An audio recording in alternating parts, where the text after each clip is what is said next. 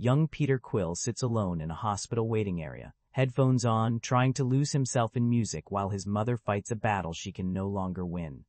A few moments later, his grandfather arrives and quietly escorts him to her room.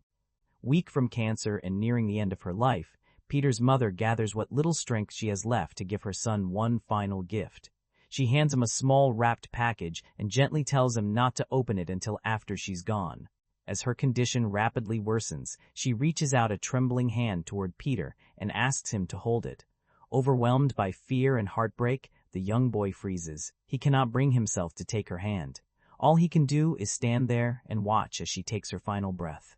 The reality of the moment hits him hard. Unable to process what has happened, Peter rushes out of the hospital and collapses on the pavement outside, crying uncontrollably. But before he can even begin to grieve, something extraordinary happens. A mysterious spacecraft descends from the sky and abducts him, carrying him far away from Earth. 26 years pass. On the deserted world of Morag, Peter Quill, now a grown man, wanders through the remains of an ancient civilization. Music blasts through the old Walkman that once belonged to his mother, and he casually dances through the abandoned landscape, entertaining himself among the planet's remaining wildlife. Eventually, after searching through the ruins, he discovers the object he's been hired to find, a mysterious orb hidden deep within an ancient chamber. However, the moment he picks it up, another spacecraft arrives. Several armed soldiers emerge and immediately confront him. They demand answers, wanting to know how he located the orb and why he is there. Thinking quickly, Peter claims he's nothing more than a scavenger who accidentally ended up on the planet while collecting scrap. The explanation fails to convince them. One of the soldiers insists that Peter accompany them to meet their commander, Ronan. Realizing he's run out of excuses, Peter decides to introduce himself with a bit more flair. He proudly declares that he is known throughout the galaxy as the legendary Star-Lord, a feared outlaw and adventurer. Unfortunately, the name means absolutely nothing to Ronan's men. Still determined to seize both him and the orb, they move in. With negotiations clearly over, Peter attacks first. He quickly takes down two of the soldiers and shoots another while the man turns away. Despite being hit, the guard survives and returns fire, nearly killing Quill in the process. Knowing he can't win a prolonged fight, Star-Lord drops to the ground and activates the thrusters built into his equipment. The sudden burst launches him through the air and away from the ruins. He races toward his ship, while enemy blaster fire follows close behind. As he runs, Peter tosses a gravity device near the pursuing soldiers. The gadget activates instantly, pinning them to the ground and preventing them from moving. Using the distraction, he leaps onto the wing of his ship and slides directly into the cockpit. Moments later, the gravity field shuts down. Freed once again, the soldiers scramble to retaliate. They deploy a powerful heavy weapon and unleash a barrage of fire. The stream of energy narrowly misses Peter's ship as he takes off, avoiding destruction by mere seconds. The chase doesn't end there. Ronan's forces continue firing while Quill maneuvers through the dangerous environment. He successfully dodges most of their attacks, but a powerful thermal blast strikes his ship and sends it spiraling violently upward. Soon after, the force dissipates, leaving the vessel falling toward the surface with no control. The ground rushes closer and closer. At the last possible moment, Peter manages to stabilize the ship and pull it out of the dive just before impact. With disaster avoided by inches, he escapes Morag and heads into space. The second he leaves the planet behind, an incoming communication appears. It's Yondu. The Ravager leader who kidnapped Peter as a child and raised him among his crew is furious. He informs Quill that he has already arrived on Morag and discovered that the orb is missing. Demanding answers, Yondu orders him to reveal his location and hand over the artifact. Peter refuses without hesitation. He cuts off the transmission and keeps flying. Enraged by the betrayal, Yondu immediately places a bounty on his former protege, offering 40,000 units to anyone who can capture him alive and return him. Meanwhile, aboard the massive Kree warship known as the Dark Aster, Ronan receives a report from the soldiers who failed on Morag. They explain everything that happened and reveal that Star-Lord appears to be planning a sale of the orb through a mysterious intermediary known only as the Broker. Ronan wastes no time acting on the information. He orders Nebula to travel to Xandar and retrieve the orb. Before she can depart, however, Gamora steps forward. Since she is familiar with the planet and its people, she volunteers for the mission instead of her sister. Ronan approves the request. Her assignment is simple: recover the orb and deliver it to her adoptive father, Thanos. On Xandar, two bounty hunters search for their next profitable target. While scanning potential marks, they notice Peter Quill speaking with a local alien. It doesn't take long for them to connect him to the newly announced bounty and decide that 40,000 units is worth pursuing. Completely unaware that half the galaxy seems interested in capturing him, Peter proceeds with his own plans. He visits the broker and presents the orb, hoping to complete the sale. During the meeting, he casually mentions his recent encounter with Ronan's forces. The reaction is immediate. The moment the broker hears Ronan's name, his willingness to negotiate disappears. Terrified of becoming involved with the dangerous Kree fanatic, he refuses the transaction, hands the orb back, and throws Peter out of the establishment. He makes it clear that he wants absolutely nothing to do with anything connected to Ronan. Outside, Peter's attention quickly shifts. He notices Gamora and immediately begins trying to charm her, completely unaware of who she really is or why she's there. Confident as ever, he attempts to impress the mysterious woman with casual conversation and exaggerated confidence. Gamora isn't interested. Without warning, she snatches the orb and drives a brutal kick into Peter's stomach. The attack doubles him over in pain while she escapes with the artifact. Determined not to lose his prize, Peter quickly fires an optical tether. The cable wraps around Gamora's leg and yanks her off balance, sending her crashing onto the ground.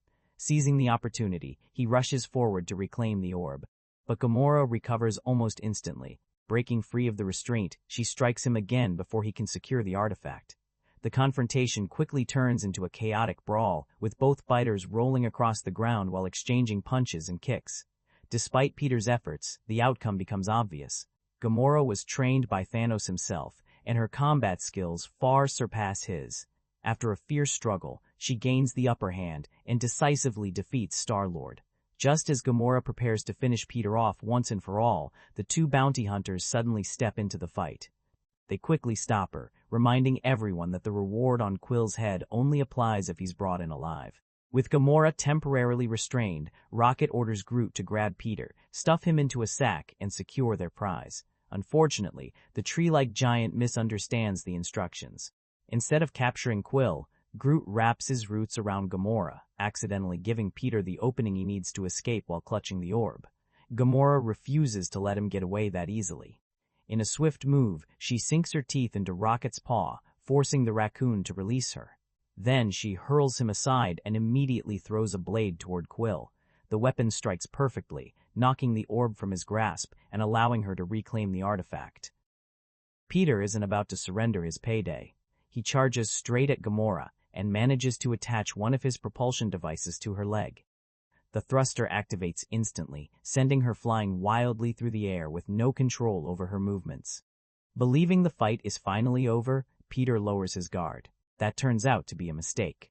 Before he can celebrate, Groot catches him and begins carrying him away like a captured trophy. Meanwhile, Gamora recovers faster than expected. She tears both of Groot's wooden arms clean off, freeing herself from the living tree's grip. Once loose, she heads directly toward the sack containing Quill. But Peter still has one trick left. The moment she reaches for him, he fires a stun weapon that strikes her squarely and locks her muscles in place. Temporarily paralyzed, Gamora can only watch as Peter escapes once more with the orb. His victory lasts only seconds. Rocket, unwilling to lose the bounty, fires an energy projectile that slams into Quill from behind. The impact drops him immediately, sending both him and the orb crashing to the ground. Before the chaotic battle can continue any further, law enforcement arrives. Members of the Nova Corps, the peacekeeping force responsible for maintaining order on Xandar, surround the area and arrest everyone involved for causing public disorder. Soon, Peter, Gamora, Rocket, and Groot find themselves transported to the Kiln, a notorious prison filled with some of the galaxy's most dangerous criminals. While passing through intake and inspection, Rocket can't help boasting. He proudly claims that he's escaped from 22 prisons already, and confidently states that this one won't be any different. According to him, he's already developing another escape plan. Gamora isn't impressed. She openly states that she doesn't trust criminals, which immediately catches Rocket's attention. Curious, he questions why someone who works alongside Ronan and Thanos would suddenly act morally superior. Gamora finally reveals the truth. She explains that she never intended to remain loyal to either of them. Her plan is to betray both Ronan and Thanos by keeping the orb for herself. More importantly, she claims to have already found a buyer willing to pay an enormous sum for the artifact. Later, after being processed into the prison population, the group enters the main courtyard. The atmosphere immediately turns hostile. Many inmates recognize Gamora and despise her on sight. Because of her association with Ronan and Thanos, countless prisoners blame her for the destruction and suffering those two have caused across the galaxy. As tensions rise, another inmate approaches Peter. The large prisoner begins threatening him, promising to turn him into a puddle if he doesn't cooperate. Before the situation can escalate, Groot steps in. Calmly reaching forward, he lifts the bully by the nose and effortlessly removes the threat. Rocket quickly makes another thing clear. If anyone is collecting the reward on Peter Quill, it will be him and Groot. Hours pass. The prison eventually settles into silence as most inmates fall asleep.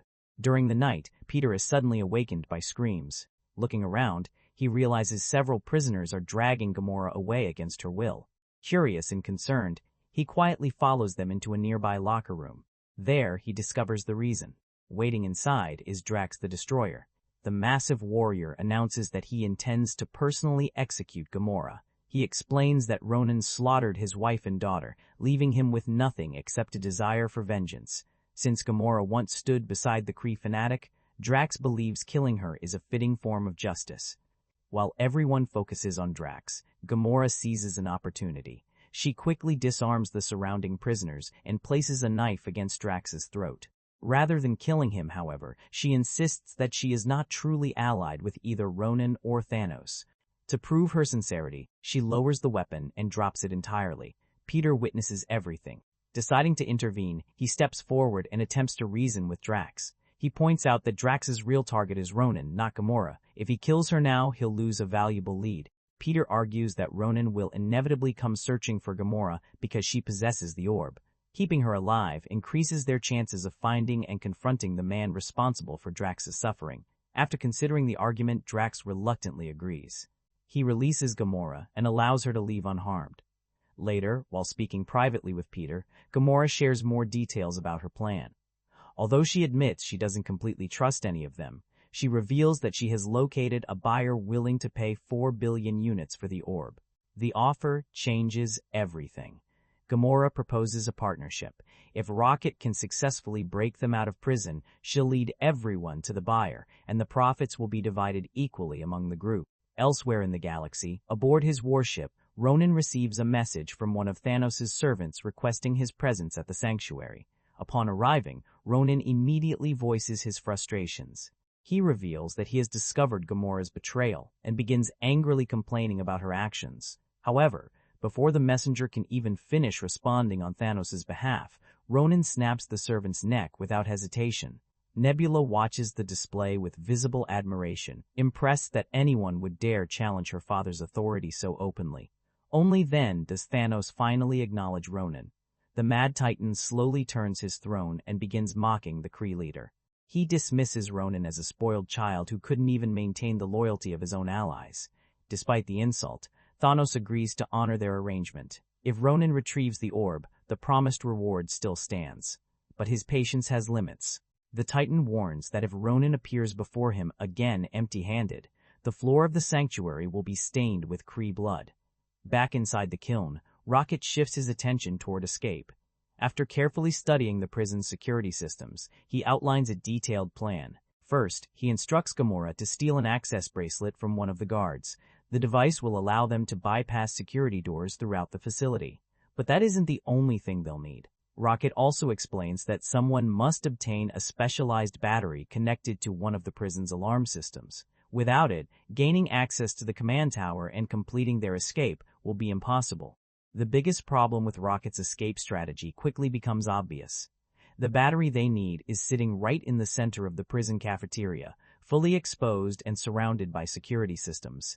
Even Rocket admits that while the plan sounds good on paper, nobody has figured out how to grab the device without triggering every alarm in the facility. Before anyone can come up with a solution, Groot accidentally creates one, misunderstanding the conversation entirely. The tree-like giant assumes his job is simply to retrieve whatever is inside the container. Without warning, he stretches his branches across the room and reaches directly toward the battery. In the process, he tears away the protective cover that shields it. Instantly, alarms begin blaring throughout the prison. Red warning lights flood the cafeteria as security systems activate.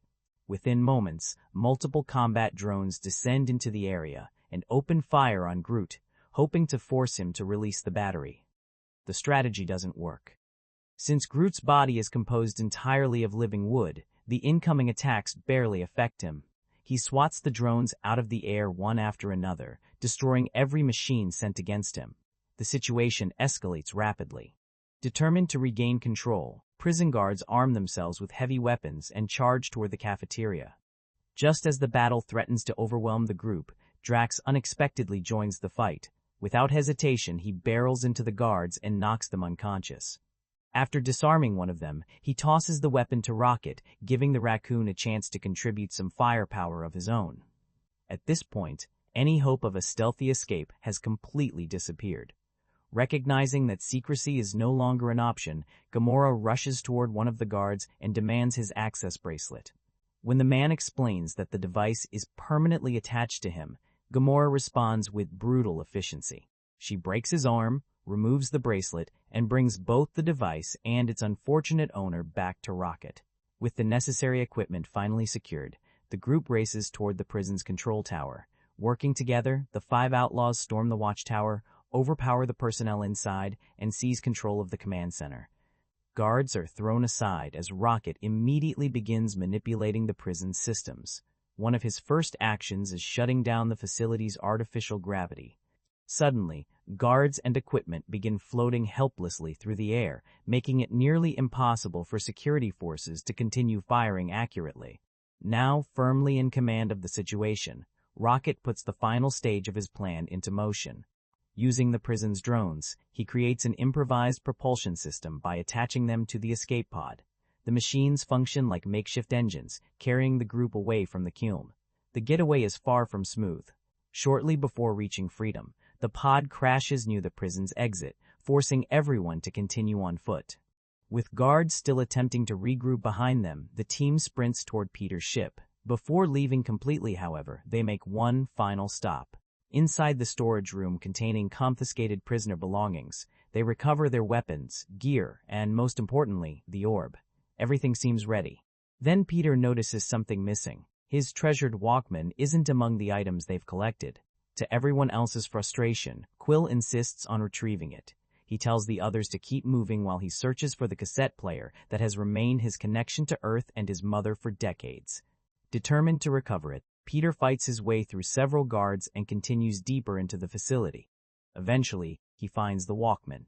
Relieved, he grabs it and immediately activates his thrusters, launching himself back toward his ship before the prison can fully recover from the chaos. Once everyone is safely aboard, Gamora admits that she still has no idea what actually lies inside the mysterious orb.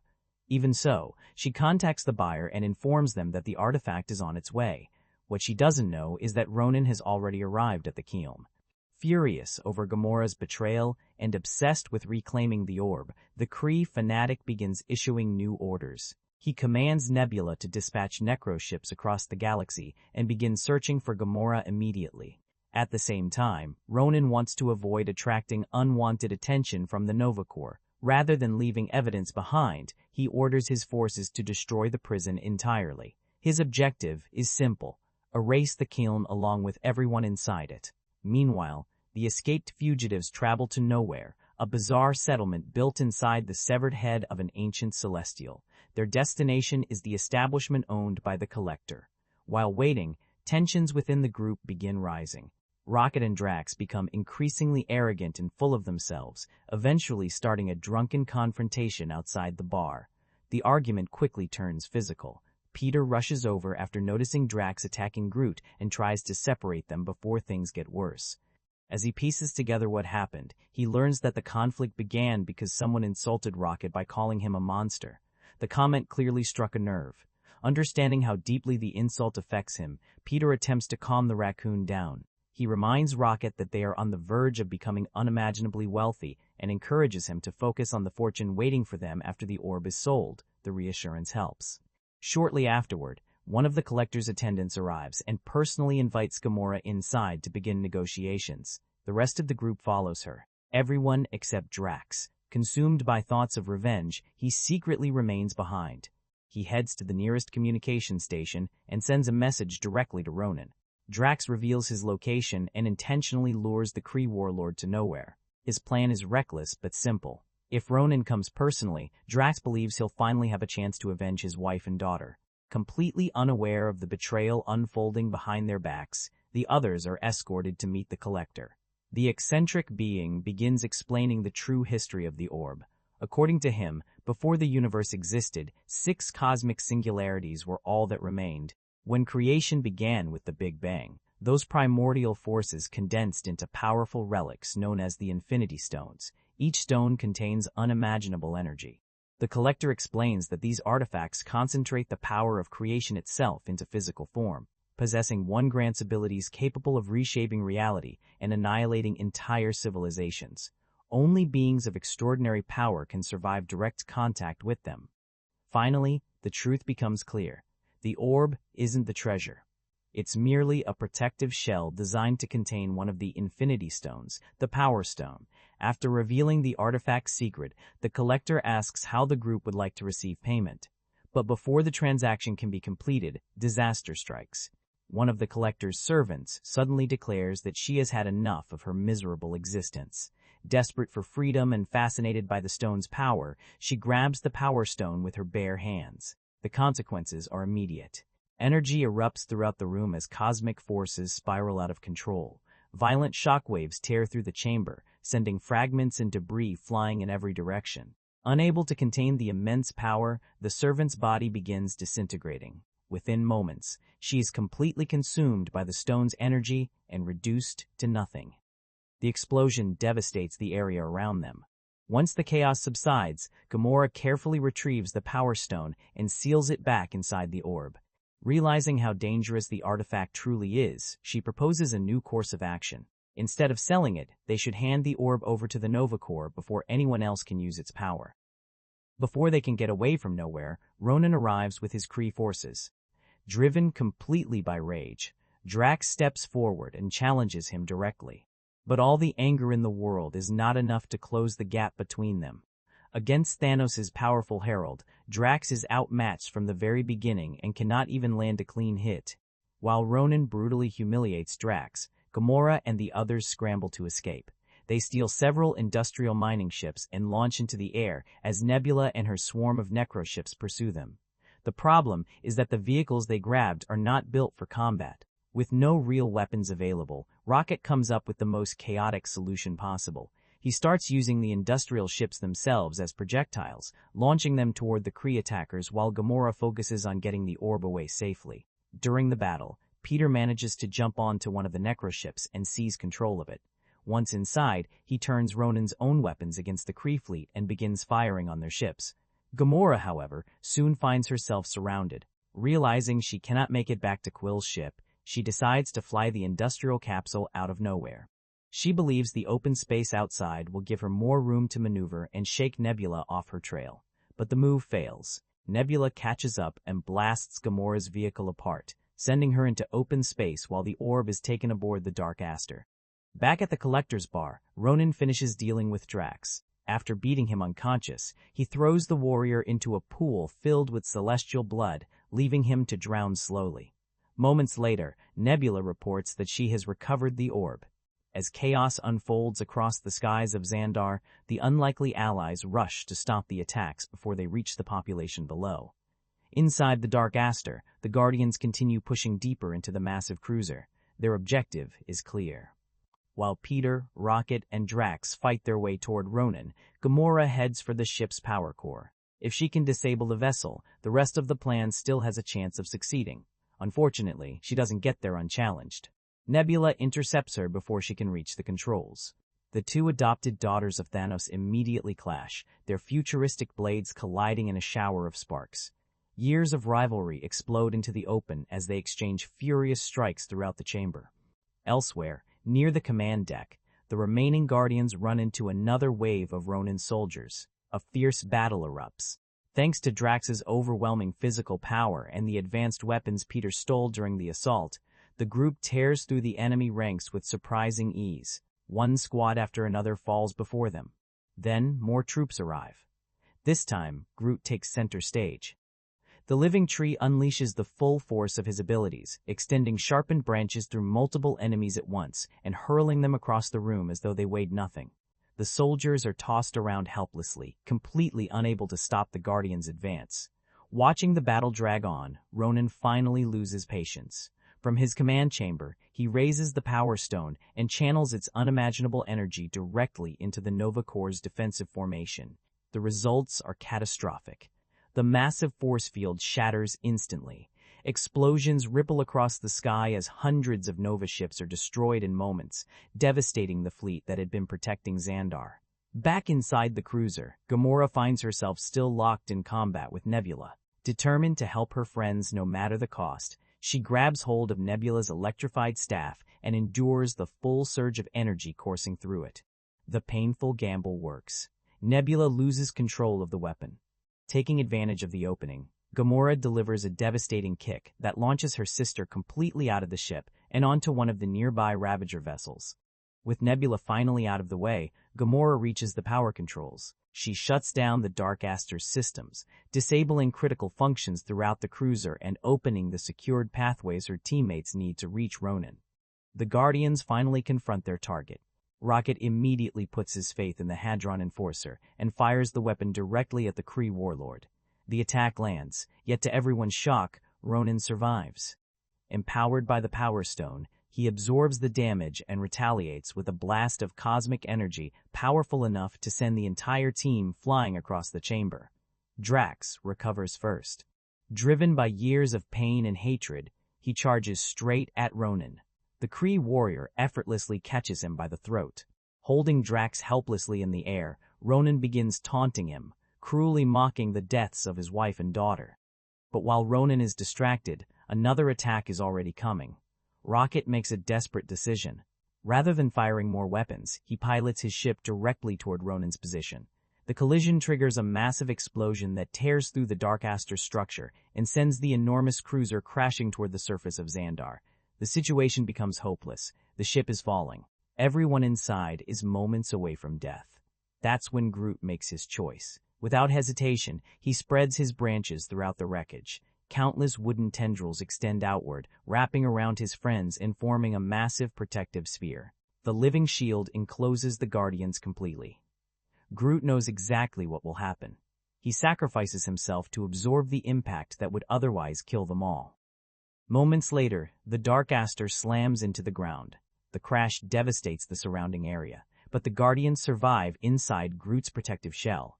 When the dust finally settles, citizens and emergency crews begin approaching the wreckage to help the survivors. Then something unbelievable happens.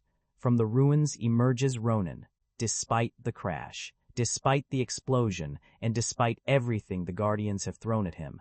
He stands completely unharmed. The Power Stone continues to protect him. Now standing before the people of Xandar, Ronan prepares to deliver the final blow that will destroy the planet once and for all. But Peter Quill has one last idea, and it's completely ridiculous. As Ronan begins his triumphant speech, Peter suddenly starts dancing. Not fighting, not shooting, dancing. The bizarre performance leaves everyone confused, including Ronan himself. For a few crucial moments, the Kree warlord becomes distracted by Quill's absurd behavior. Those few moments are all the Guardians need. While Peter keeps Ronan occupied, Rocket rapidly rebuilds the Hadron Enforcer. Once the weapon is operational, Drax fires it directly at Ronan's hammer. The attack succeeds. The weapon shatters, exposing the Power Stone. Without wasting a second, Peter lunges forward and grabs the stone with his bare hand. The effect is immediate. Cosmic energy surges through his body. His skin begins cracking apart as the unimaginable power threatens to tear him to pieces. Death is only seconds away. Refusing to let him face it alone, Gamora reaches out and grabs him. Drax joins next. Then Rocket. By linking themselves to Peter, The four share the destructive energy coursing through the stone, dividing the burden between them and preventing any one of them from being completely consumed. Together, they endure the impossible, and together, they master the stone's power. With the Infinity Stone finally under control, the Guardians unleash its energy in a concentrated blast aimed directly at Ronan. The beam strikes him head-on. This time, there is no surviving. Ronan is completely disintegrated, ending his reign of terror forever. With the battle won, Gamora safely seals the Power Stone inside one of the containment spheres. Not long afterward, Yondu arrives expecting to claim the orb for himself. Peter already anticipated this. Knowing Yondu would likely sell the artifact to someone just as dangerous as Ronan, he secretly switches the containers. Instead of receiving the Power Stone, Yondu leaves with another capsule containing nothing more than a strange and rather ugly doll. The Ravager leader remains completely unaware of the deception. As peace returns to Xandar, Nova Prime personally welcomes the Guardians to headquarters. There, she informs them that their actions saved countless lives.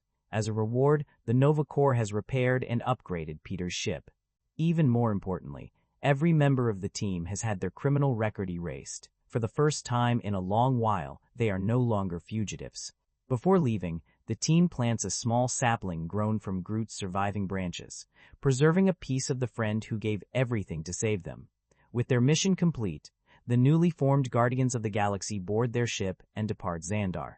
Behind them, the Power Stone remains secured within the custody of the Nova Corps, at least for now, because somewhere in the shadows of the universe, Thanos the Mad Titan has not forgotten about the stone, and his arrival is only a matter of time. Before even talking about the movie itself, I think it's worth talking about the noise around Guardians of the Galaxy. Because when this film came out, it didn't just arrive quietly as another Marvel release. It came in with this wave of excitement around it, the kind where suddenly everyone is acting like they've just witnessed something historic. The IMDb rating was huge, the audience reaction was loud, reviews were glowing, and for a little while, it felt like this movie was being treated less like a fun summer blockbuster and more like some kind of instant classic. And look, I get it, when a movie catches people off guard, the reaction can become bigger than the movie itself. Especially with something like this, where a lot of people probably walked in expecting very little. These weren't exactly Marvel's most famous characters. This wasn't Iron Man, Spider-Man, Batman, Superman, any of those names that already come with decades of public recognition. This was a movie with a guy calling himself Star-Lord, a talking raccoon, a walking tree, a green assassin, and a revenge-obsessed warrior who takes everything literally. On paper, that sounds like the kind of thing that could have gone very wrong. So, when it didn't go wrong, when people actually enjoyed it, the excitement kind of exploded. Suddenly, the conversation became, wait, is this one of Marvel's best movies? Then it became, is this one of the best superhero movies ever? And then, as these things usually go online, the praise started getting a little out of control. That's where I kind of have to pause. Because yes, Guardians of the Galaxy is entertaining. Very entertaining, actually.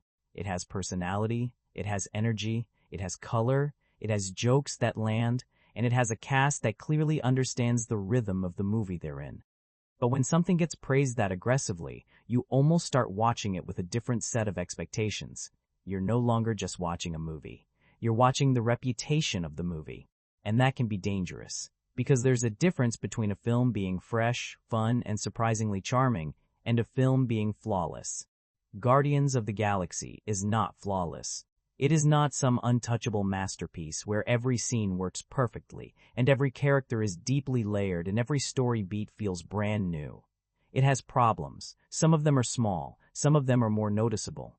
But the important thing is, the movie has enough confidence and enough weird charm that a lot of people were willing to forgive those problems. I think that's part of why the hype became so intense. It wasn't just that people liked the movie, it was that they liked being surprised by it. They liked that Marvel took something strange and turned it into something mainstream audiences could actually enjoy. They liked that a film built around characters most casual viewers had never heard of could somehow feel more alive than some of the safer, more familiar superhero films around it. And honestly, that surprise matters. There's a certain kind of joy that comes from going into a movie with doubts and leaving with a smile. That doesn't automatically make the movie one of the greatest ever made, but it does make the experience memorable. and Guardians of the Galaxy definitely had that effect on people. So when I look at the massive praise, I understand where it came from.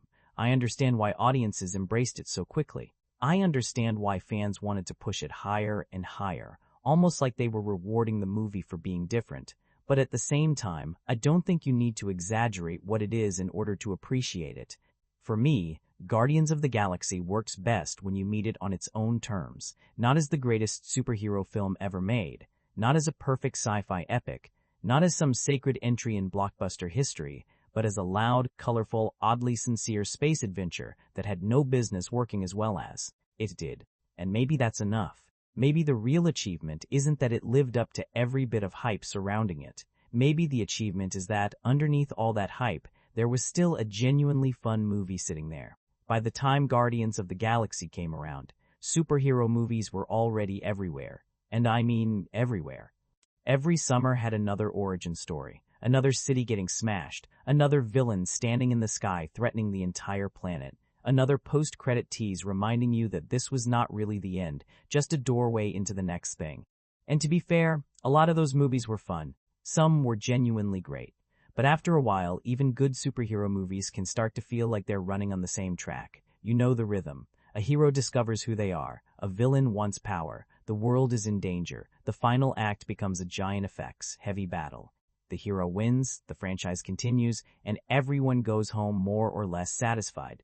So when people talk about comic book movie fatigue, I understand it. It's not always that audiences are tired of superheroes themselves. Sometimes they're tired of the shape of the story, the predictability, the seriousness. The feeling that every movie is trying to convince you that what you're watching is extremely important, even when it's basically just another round of people in costumes throwing each other through buildings. And then Guardians of the Galaxy shows up.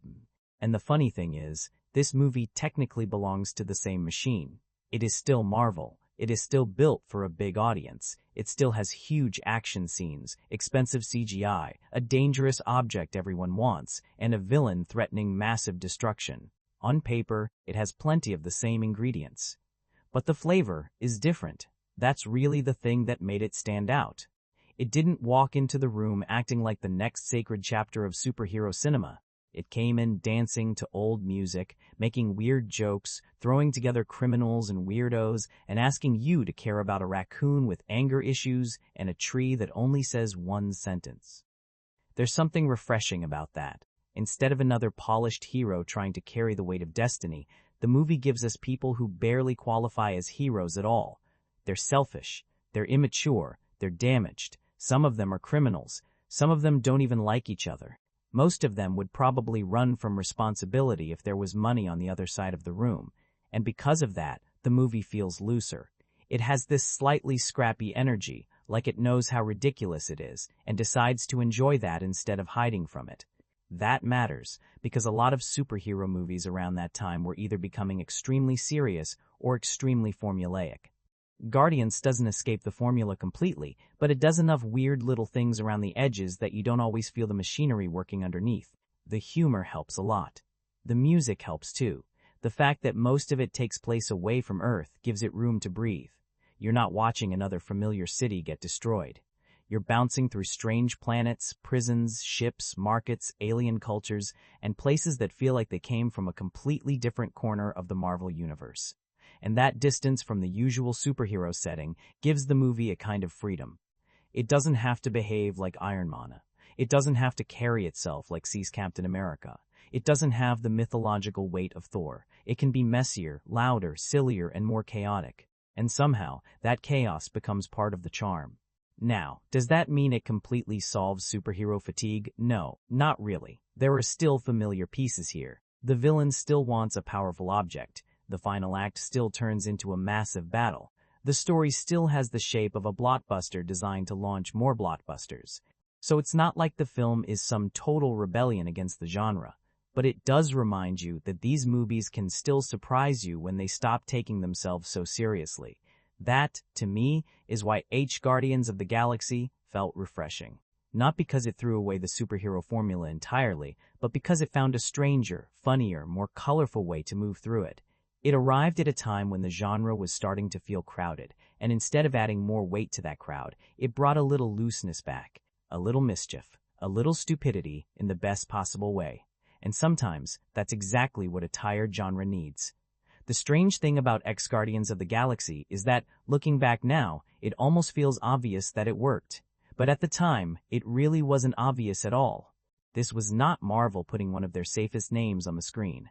This wasn't a movie built around a character everybody already knew from lunchboxes, cartoons, Halloween costumes, and decades of pop culture.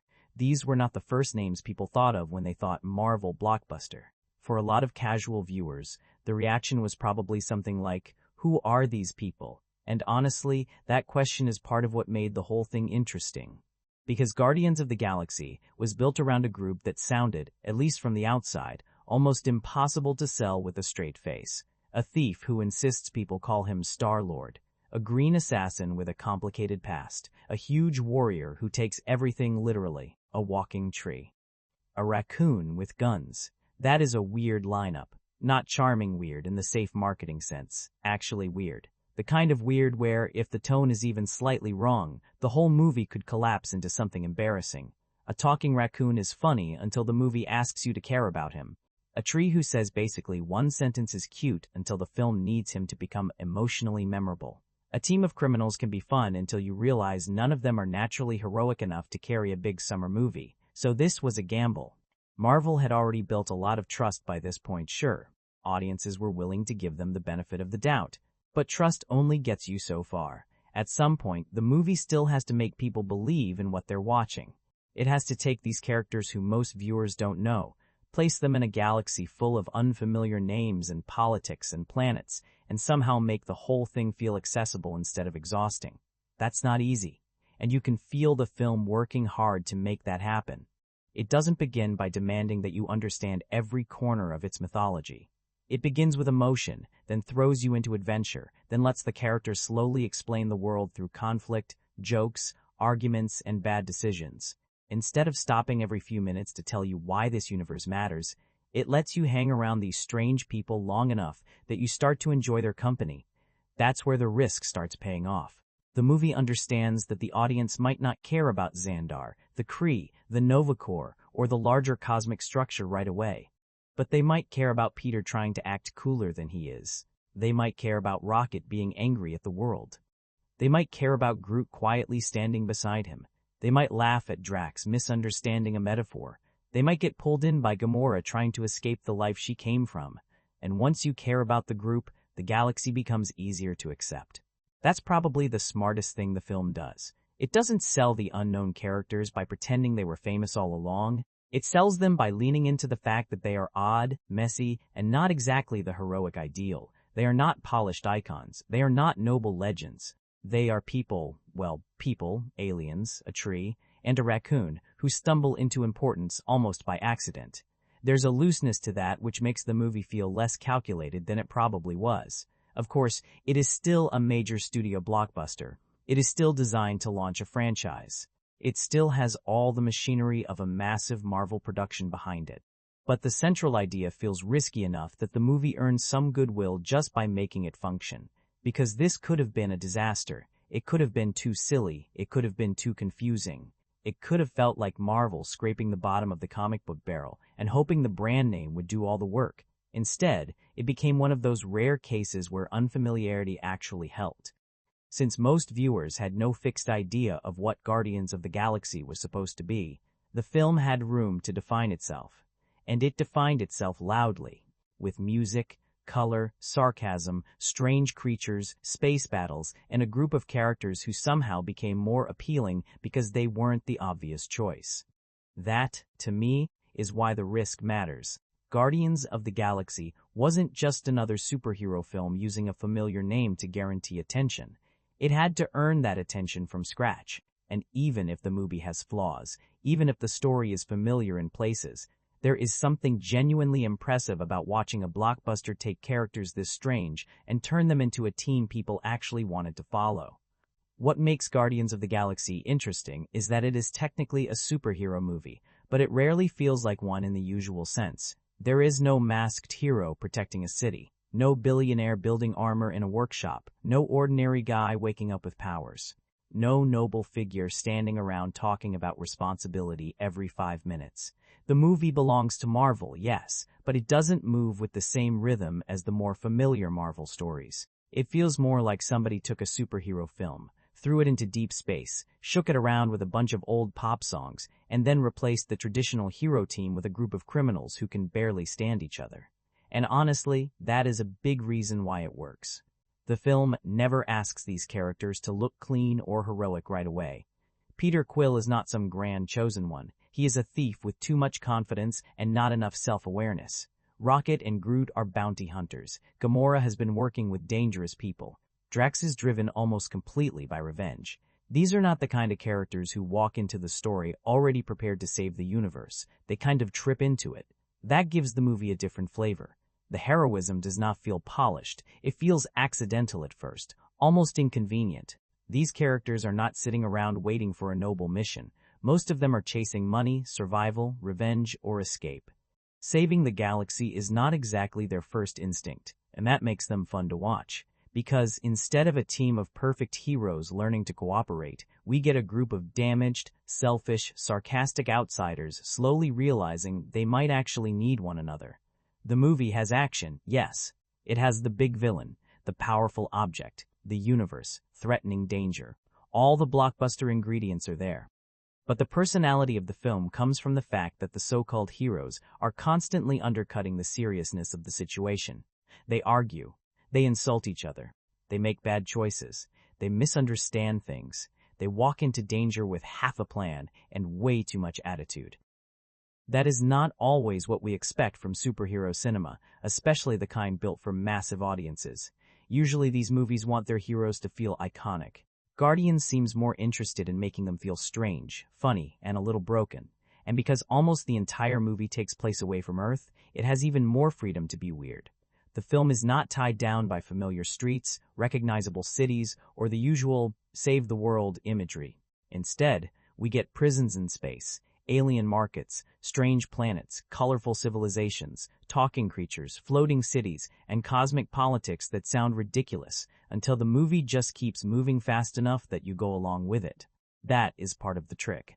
The film knows that if it slows down too much, some of this might start to look silly, so it keeps the energy moving. It uses humor to soften the stranger ideas. It uses the characters to guide us through the mythology. And it uses the soundtrack almost like a reminder that, no matter how bizarre the galaxy gets, there is still a very human feeling sitting underneath it. That is why Guardians of the Galaxy does not feel like just another superhero entry. It is still part of the Marvel machine. You can feel the franchise pieces clicking into place. But the surface is so odd, so colorful, and so loose that it feels like it slipped through a different door. It is more space comedy than traditional superhero drama, more misfit adventure than clean origin story, more about personality than mythology. And that difference matters, because at a time when superhero films were starting to feel increasingly familiar, Guardians found a way to make the genre feel less stiff. It did not reinvent everything, let's not go that far. But it did remind audiences that a comic book movie could be messy, goofy, strange, and still have enough heart to pull people in. That is the charm of it. It is not trying to be the most serious superhero movie. It is not trying to be the most important. It is not even trying to make its characters look cool all the time. Half the fun is that they are not cool. They just think they are.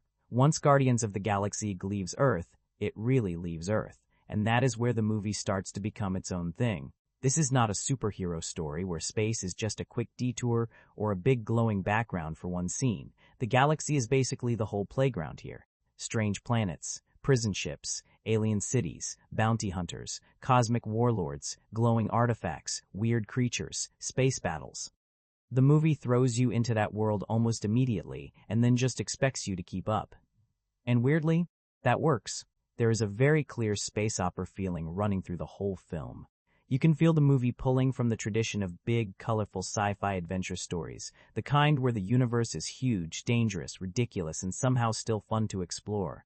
It has that old-school adventure quality where every location feels like it might have its own criminals, rules, monsters, and bad decisions waiting around the corner. Some parts obviously bring Star Wars parts to mind, not in a subtle way either. You have the roguish lead, the strange alien companions, the galactic politics, the villain with massive destructive ambitions, and that constant feeling that the heroes are flying from one problem straight into another. But the film is not just trying to become Star Wars. It has a rougher, louder, more sarcastic personality. It is less mythic, more chaotic. There is also that Indiana Jones in space feeling people talk about with this movie. Peter Quill is basically introduced like a treasure hunter, sneaking into dangerous places, stealing valuable objects, and acting like he is much smoother than he actually is. The orb itself is treated like one of those classic adventure movie artifacts. Everybody wants it, nobody fully understands it at first, and the deeper the story goes, the more dangerous it becomes. That adventure tone gives the film a lot of momentum. Instead of building everything around one city or one superhero origin, the movie keeps jumping from place to place. Morag, Xandar, the Kiln, Nowhere, the ships, the final battle space. Each stop adds another layer to the universe. Some of it is explained. Some of it is just thrown at you visually, and you have to absorb it as you go. That can be overwhelming, sure. There are moments where the film's mythology feels like it is moving faster than the audience can process. Names, races, alliances, grudges, planets, cosmic objects. It is a lot, especially if you came in knowing nothing about these characters. But the movie usually gets away with it because the tone stays light. It does not force you to memorize every political detail of the galaxy. It gives you just enough to understand the danger, then moves back to the characters. And that is probably the right choice. Because the fun of this movie is not really in understanding every corner of the galaxy. It is in the feeling of being dropped into a universe that seems bigger than the story we are watching. There are places here that feel lived in even when we only see them for a short time. There are creatures in the background that look like they wandered in from 5 different movies. There are costumes, ships, weapons, and alien designs that make the whole thing feel loud and crowded in a good way. It is messy, but it is not empty. That is important. A lot of effects, heavy sci-fi, can feel like digital wallpaper. Big, expensive, and somehow lifeless. Guardians avoids that most of the time because its world has personality. It is colorful, strange, and a little dirty around the edges. The galaxy does not feel clean or noble. It feels like a place full of smugglers, prisoners, soldiers, collectors, mercenaries, and people constantly trying to sell something or steal something. That gives the movie a nice texture. And because the story is so rooted in adventure, the film has room to be playful. It can have a massive space battle one minute and a ridiculous argument the next. It can introduce dangerous cosmic mythology and then undercut it with a joke. It can look expensive without always acting overly serious. That balance is what makes the space opera side of Guardians of the Galaxy enjoyable. It takes familiar sci-fi ingredients, the artifact, the outlaw hero, the alien team, the evil warlord, the galactic threat, and filters them through a more comic, music-driven, slightly anarchic style. It is not the most original story underneath. You can see plenty of familiar bones. But the atmosphere around those bones is energetic enough that the movie still feels alive. And in a blockbuster landscape full of earthbound superhero stories, that cosmic adventure tone gives Guardians a real sense of escape. Not just the world is in danger. Escape. Actual escape. The kind where you feel like you have been pulled out of the usual movie universe and dropped somewhere louder, stranger, and a lot less predictable. The actual story of Guardians of the Galaxy is pretty simple when you strip it down. A kid from Earth loses his mother, gets abducted by aliens, grows up somewhere out in space, becomes a thief, steals the wrong object, and suddenly half the galaxy wants his head. That's basically the engine. And honestly, the movie is smart enough not to pretend the plot is more complicated than it is. It has a lot of names, a lot of planets, a lot of alien politics, and a lot of Marvel cosmic mythology floating around. But underneath all of that, this is really a chase movie. Peter Quill gets his hands on the orb, and from that moment on, the story becomes one long chain reaction. Everybody wants this thing. Quill wants to sell it. Yondu wants it because Quill double-crossed him. Gamora is sent after it because Ronan wants it. Rocket and Groot see Quill as a bounty. Ronan wants the orb because of the power inside it. And before long, what starts as one guy trying to make some money turns into a much bigger problem than he ever expected. That setup works because Peter does not begin the movie as someone trying to save anyone. He is not chasing destiny. He is not answering some noble call. he is just trying to steal something valuable and walk away richer. There is something very clean about that, and kind of funny too, because the entire fate of the galaxy starts with a guy who thinks he is cooler than he is dancing around an abandoned planet looking for treasure. That is a very specific opening for a Marvel hero. And from there, the movie keeps pulling more characters into the mess. Gamora enters as someone with her own agenda. Rocket and Groot are not noble protectors either. They are just trying to collect a reward. Drax joins because his hatred for Ronan gives him a reason to fight. Nobody is really there for the right reason at first. That is what makes the teen formation feel entertaining. They are not drawn together by honor. They are drawn together by greed, revenge, survival, betrayal, and extremely bad timing. They meet because everything goes wrong. They end up in prison because everyone is chasing everyone else. And somehow, inside that chaos, the movie starts building the group. The Kielm prison section is important for that reason. It is not just a place where the plot pauses before the next action scene. It is where these characters are forced into the same space long enough to understand how strange they are together. Quill is trying to talk his way through danger. Rocket is already planning an escape. Groot is doing Groot things.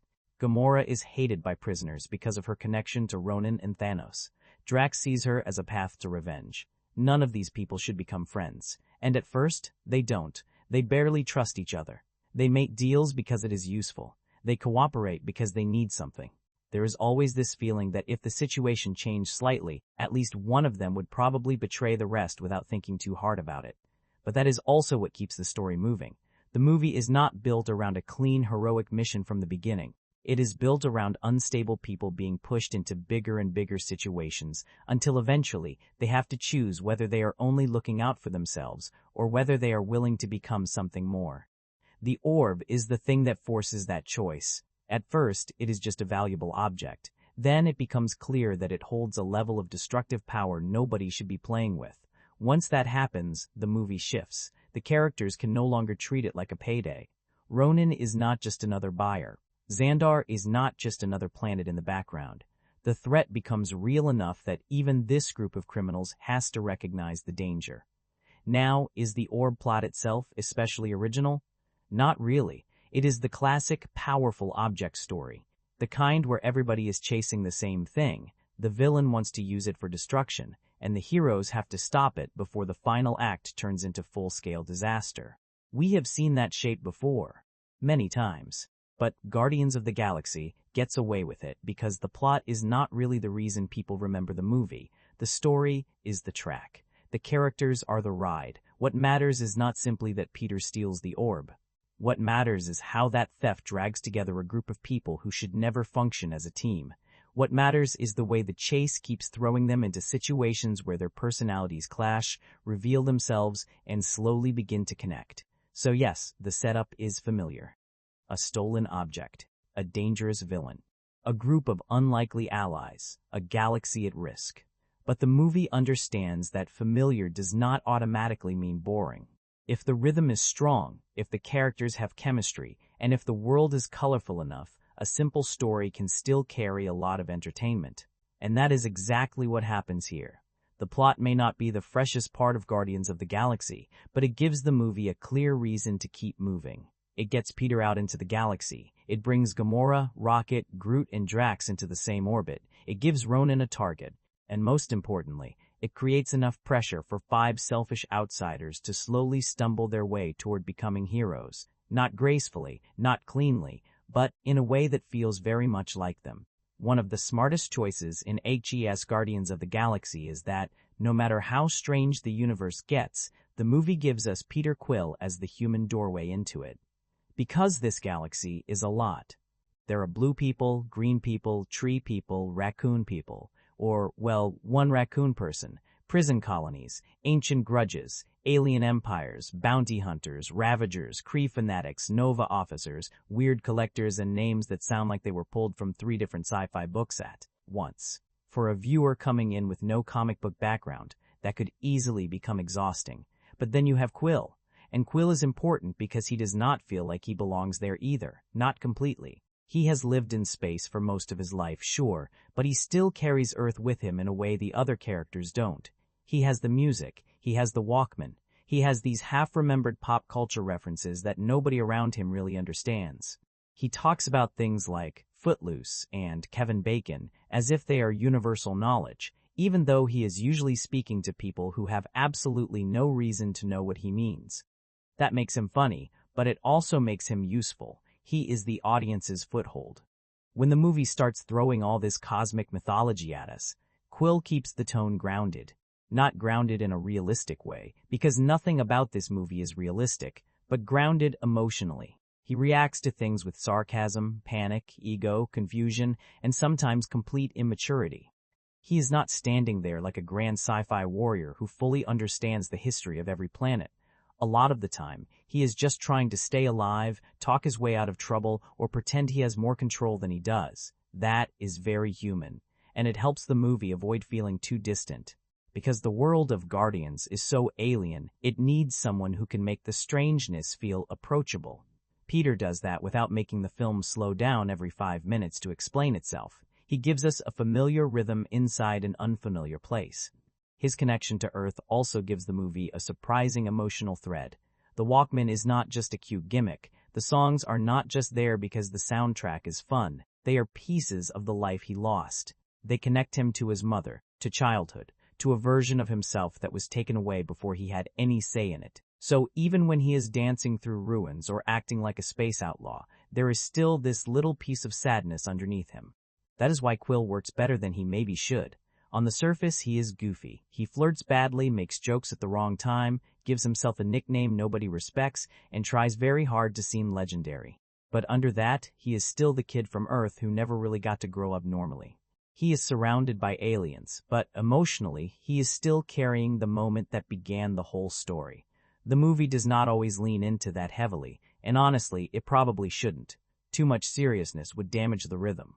But it gives just enough of it to keep Quill from being only a punchline. He becomes the bridge between two tones. On one side, you have the absurd cosmic adventure, glowing stones, space battles, dangerous warlords, talking trees. On the other side, you have a man holding onto a mixtape because it is one of the last things connecting him to someone he loved. That contrast gives the movie a lot of its personality. Without Quill, the galaxy might feel too weird too fast. With him, it feels weird in a way we can enjoy. He does not explain the universe perfectly. He does not always understand it himself. But he gives us a familiar emotional center, while everything around him gets louder, stranger, and more colorful. And that is why Peter Quill matters so much to the structure of the film. He is not just the lead because the story starts with him.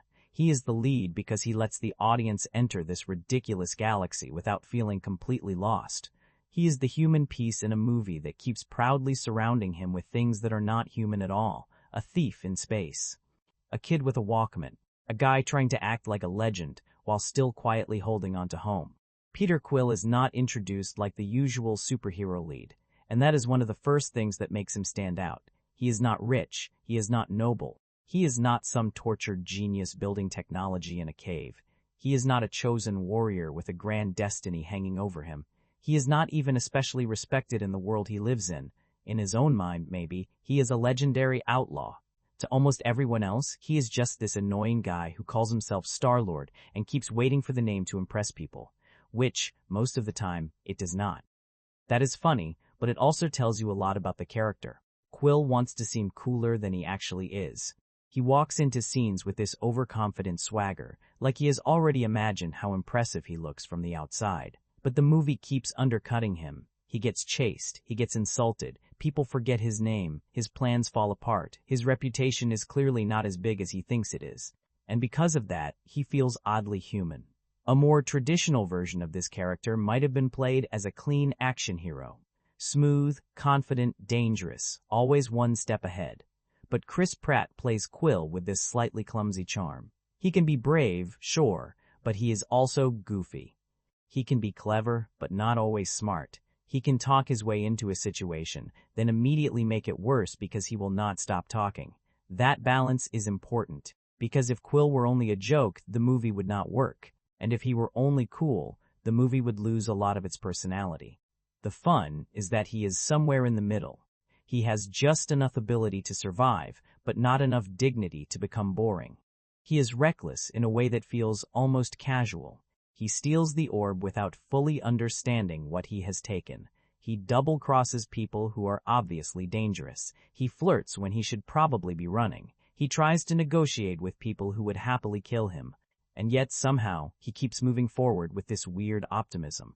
Like every disaster is just another part of the adventure. There is something likable about that. Not because he is perfect, he is not. He is arrogant, immature, and often ridiculous. But he is also sincere in small ways. Under all the jokes and the fake legend he has built around himself, there is a guy who wants to matter. He wants the name Star-Lord to mean something. He wants people to look at him and see more than a thief with a mixtape. And the movie lets that insecurity sit there without making it too heavy. That is where Chris Pratt's performance does a lot of the work. He brings a loose, easy comic energy to the role, but he does not play Quill like someone who knows he is in a comedy at all times. Quill takes himself seriously. That is part of why he is funny. He thinks the entrance is cool. He thinks the nickname works. He thinks the speech is landing. And half the time, everyone around him is just staring like, what is wrong with this guy? That contrast gives the character his rhythm.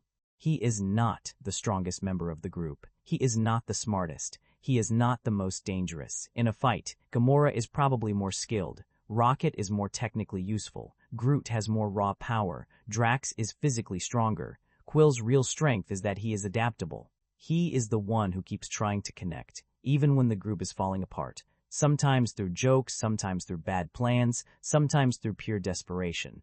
And that makes him a different kind of lead. He is not leading because everyone naturally respects him. They don't. He is not leading because he has earned some sacred title. He hasn't. He becomes the center because he is the one character who can move between the others. He can irritate Rocket, challenge Gamora, confuse Drax, talk to Groot, and still somehow keep the whole mess from completely breaking apart. That is a very strange leadership style.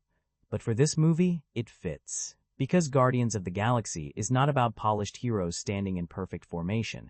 It is about damaged people slowly figuring out how to care about something bigger than themselves. Quill works as the lead because he is messy enough to belong with them, but open enough to pull them toward something better.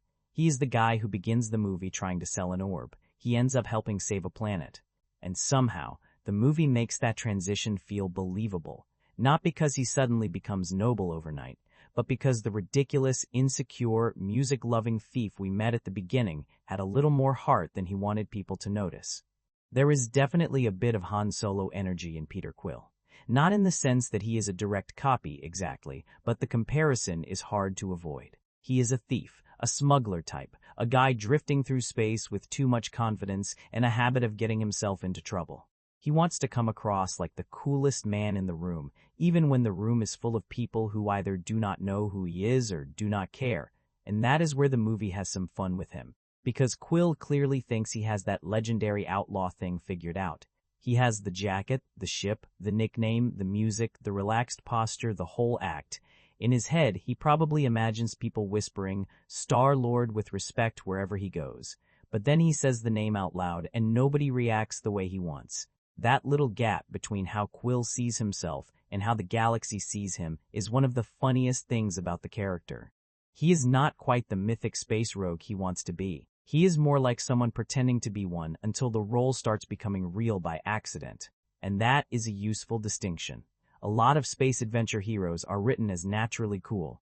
They walk into danger with a kind of effortless charm. Quill is trying very hard to look effortless. You can feel the performance inside the performance. He is always selling an image of himself, and the movie keeps reminding us that the image is cracked. He is charming, yes, but he is also kind of embarrassing. He dances alone on a dead planet. He flirts at the wrong time. He tries to talk his way out of situations where talking is probably making things worse. He steals from dangerous people, then seems genuinely annoyed when those dangerous people want revenge. He has the attitude of a legendary outlaw, but the actual life of a man constantly running from consequences. That makes him more interesting than if he were simply cool, because the film does not fully buy into his fantasy of himself. It lets him have moments where he looks sharp and capable, but it also lets him look foolish. And honestly, that is where Chris Pratt fits the role so well. He understands that Quill's confidence is part charm, part defense mechanism, and part complete nonsense. There is also something very old-school adventure about the way the story uses him. At the start, he is not trying to save the galaxy. He is chasing treasure. The orb is basically his lost artifact. He finds it, steals it, tries to sell it, and only later realizes that this little payday is attached to something much bigger and much more dangerous. That is classic rogue adventure storytelling, the selfish treasure hunter accidentally walking into a moral crisis. And for a while, Quill treats everything like it is still just another job. That is what makes the shift matter. He begins as someone who sees the galaxy in terms of escape routes, deals, women, money, and reputation. But the story slowly forces him to understand that this time, he cannot just run, joke, or bargain his way out. The orb is not just merchandise. Ronan is not just another angry buyer. And the people around him are not just temporary partners he can use and leave behind. So the rogue has to grow up a little. Not completely. That would be boring, and it would not feel like Quill. He is still sarcastic, still immature, still weirdly impressed with himself. But by the end, the movie lets him become something slightly more than the act he has been performing. That is why the Han Solo comparison works, but only up to a point.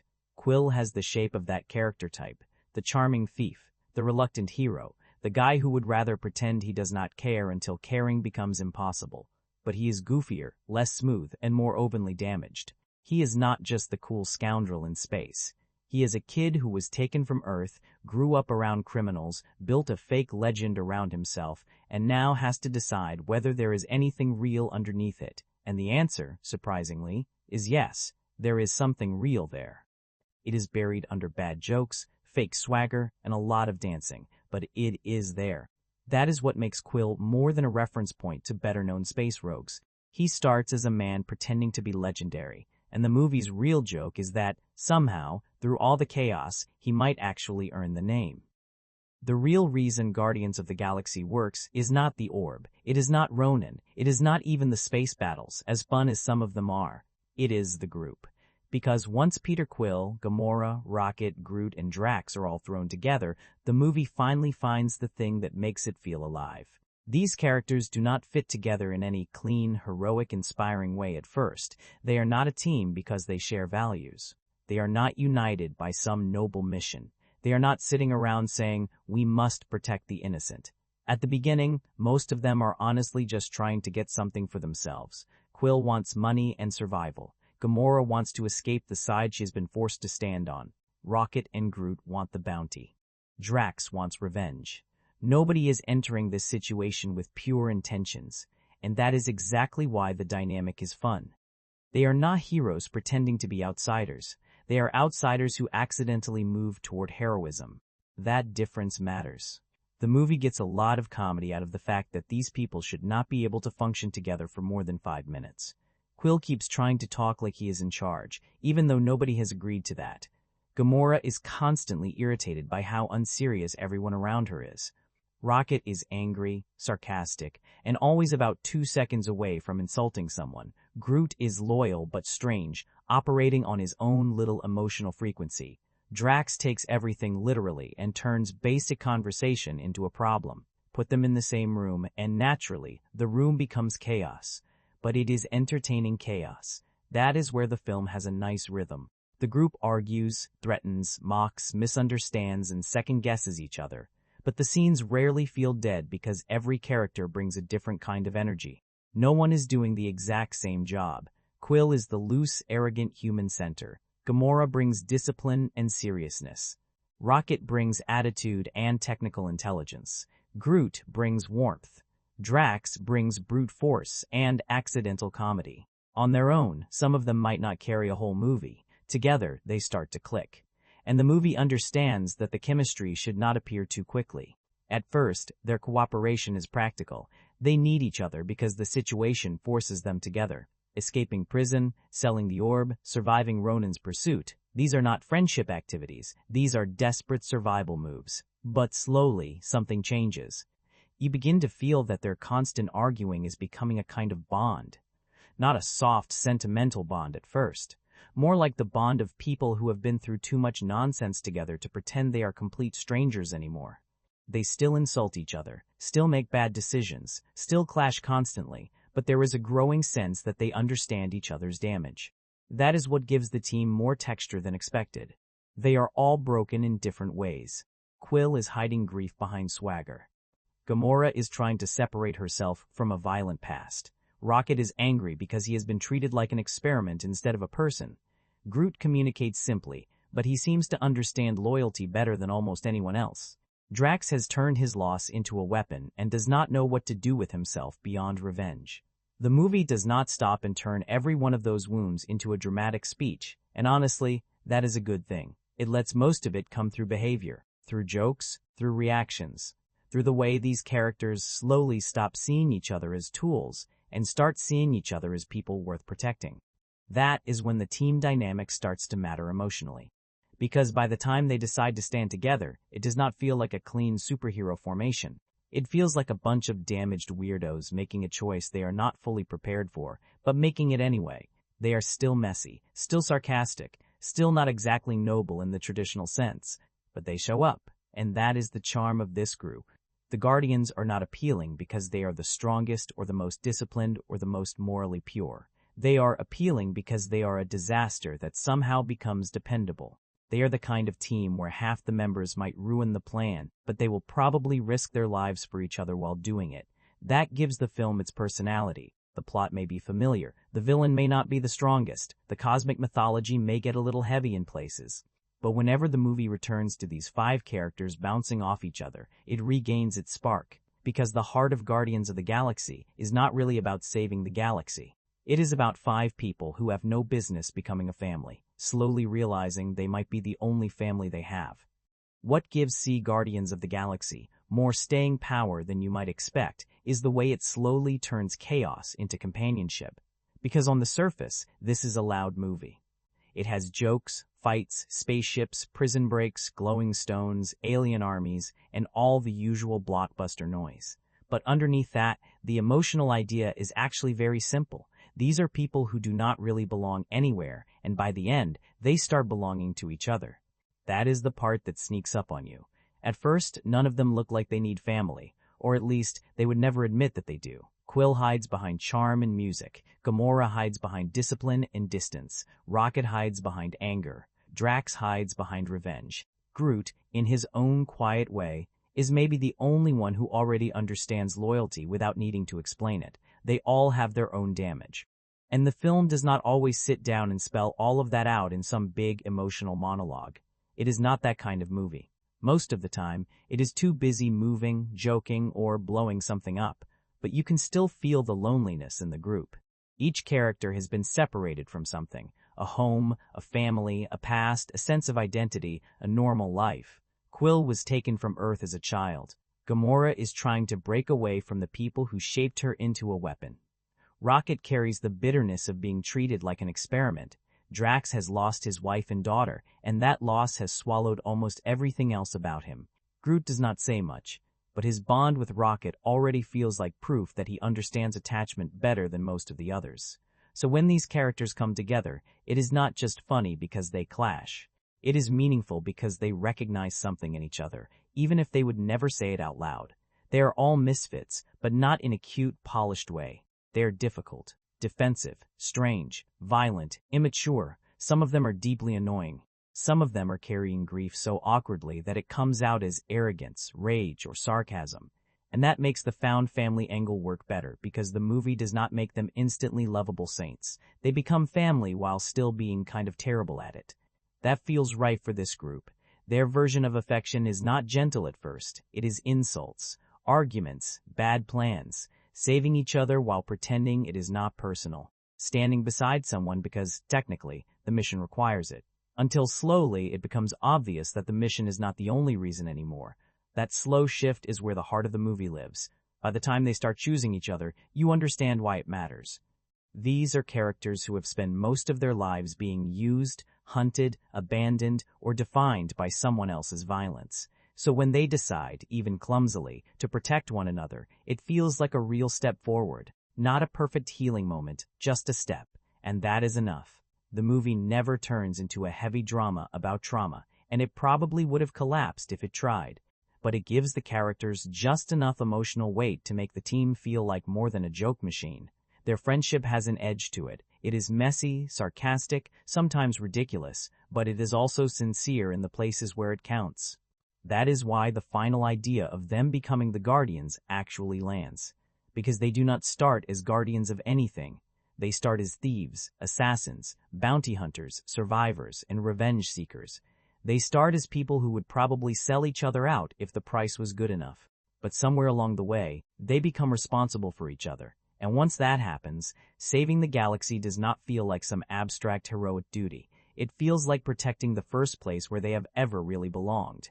That is a big difference. The movie's emotional core is not that these people suddenly become noble because the plot requires it. It is that they find, in each other, the kind of support and companionship they were missing. They are still flawed, still loud, still reckless, still emotionally unstable in several different directions. But they are no longer alone, and for a movie this colorful and ridiculous, that little bit of sincerity goes a long way. One thing Guardians of the Galaxy does better than it probably gets credit for is balancing this many loud characters without letting the whole thing collapse into noise. Because this could have easily become the Peter Quill show. He is the human character. He is the one we meet first.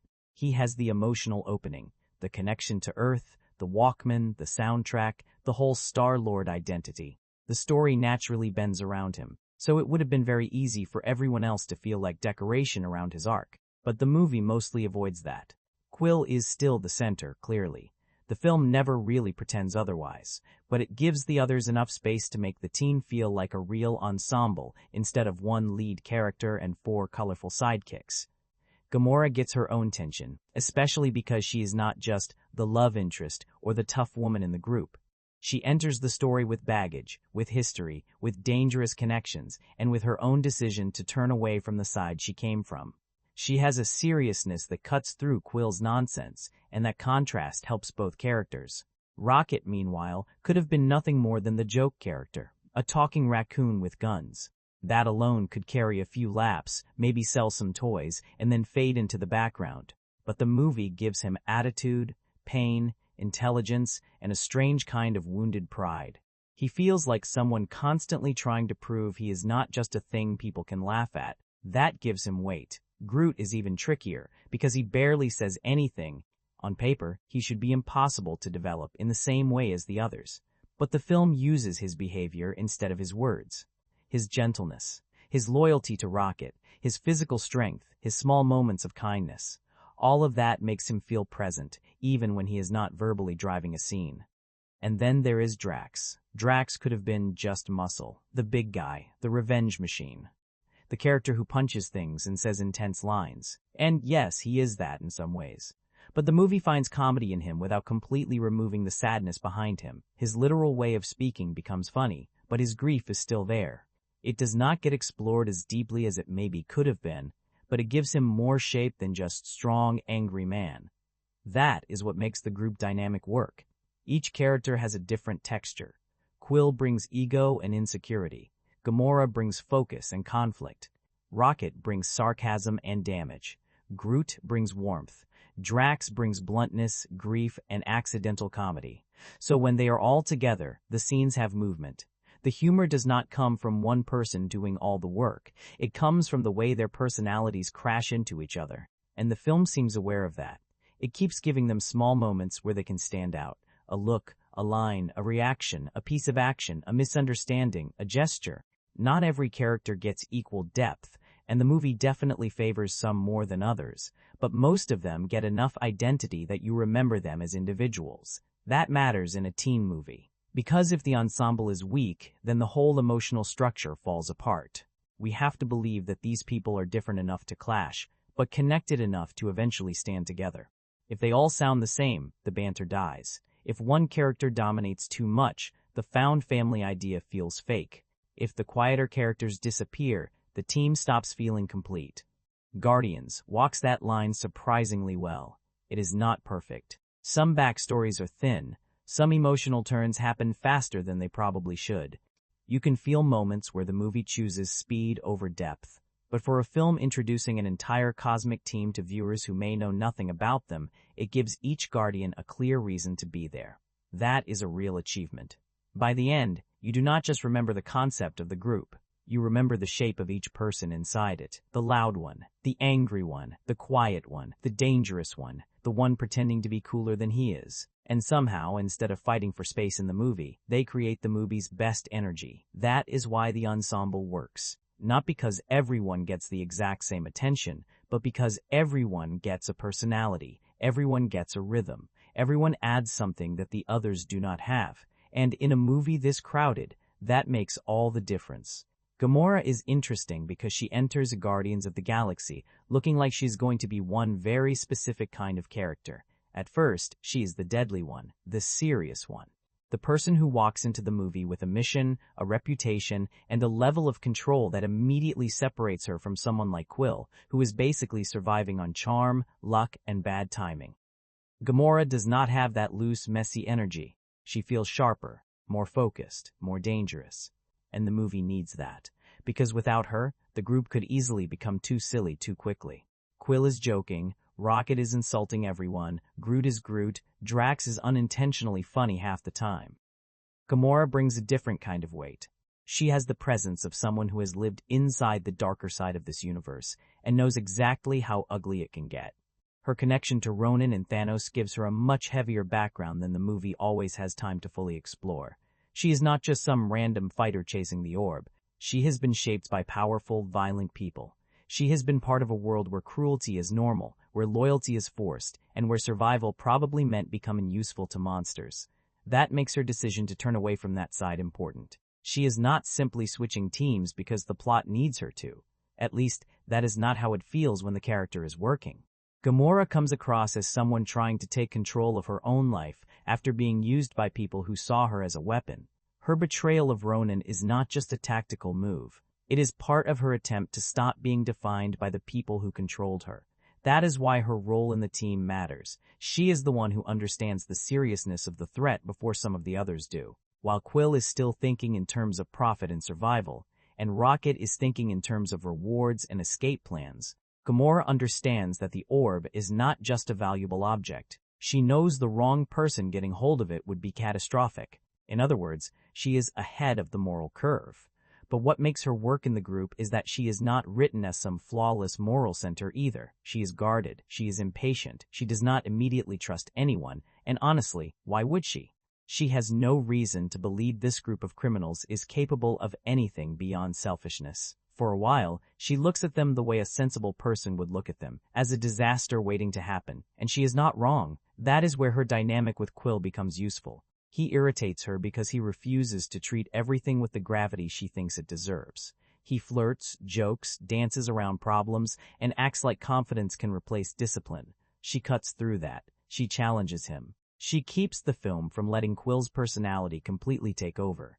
But at the same time, Quill's looseness affects her too. Not in a cheap way where she suddenly becomes less serious because the charming guy teaches her how to have fun. The better version of it is simpler than that. Being around the group slowly pulls her out of isolation. She begins the movie as someone working alone, protecting herself, trusting almost no one.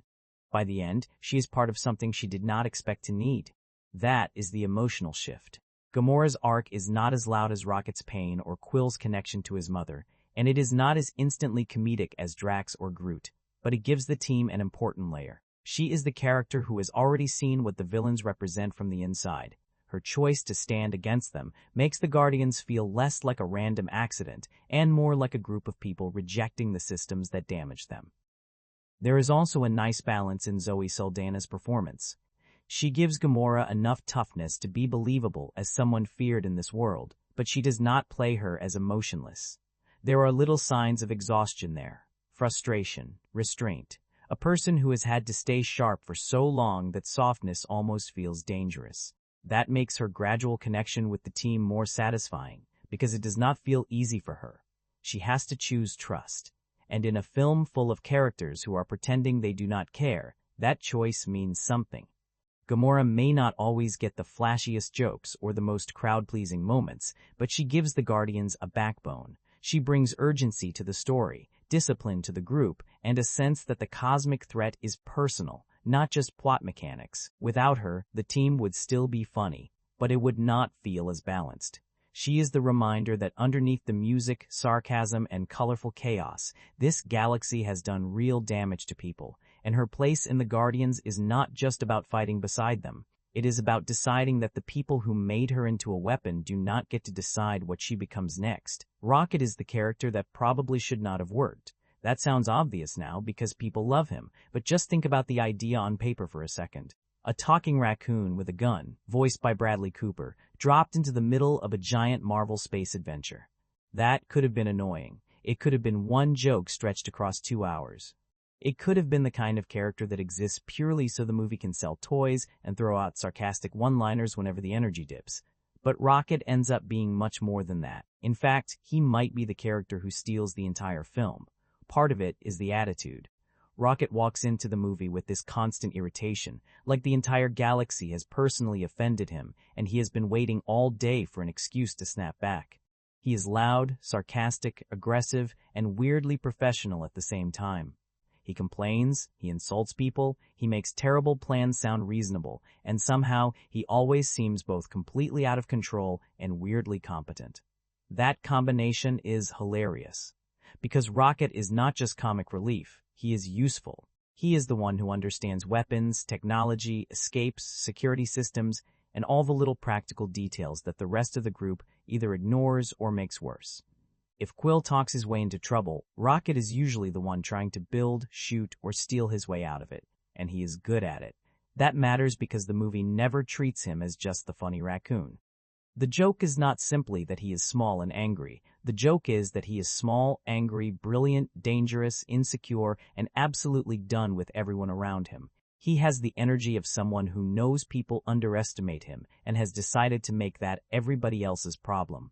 Bradley Cooper's voice work does a lot here. It is not just a celebrity voice pasted onto an animated character. Rocket has a real rhythm in the way he talks. There is this rough, sarcastic edge to him, almost like a tiny space criminal who has been around every bad corner of the galaxy and came back with a worse attitude each time.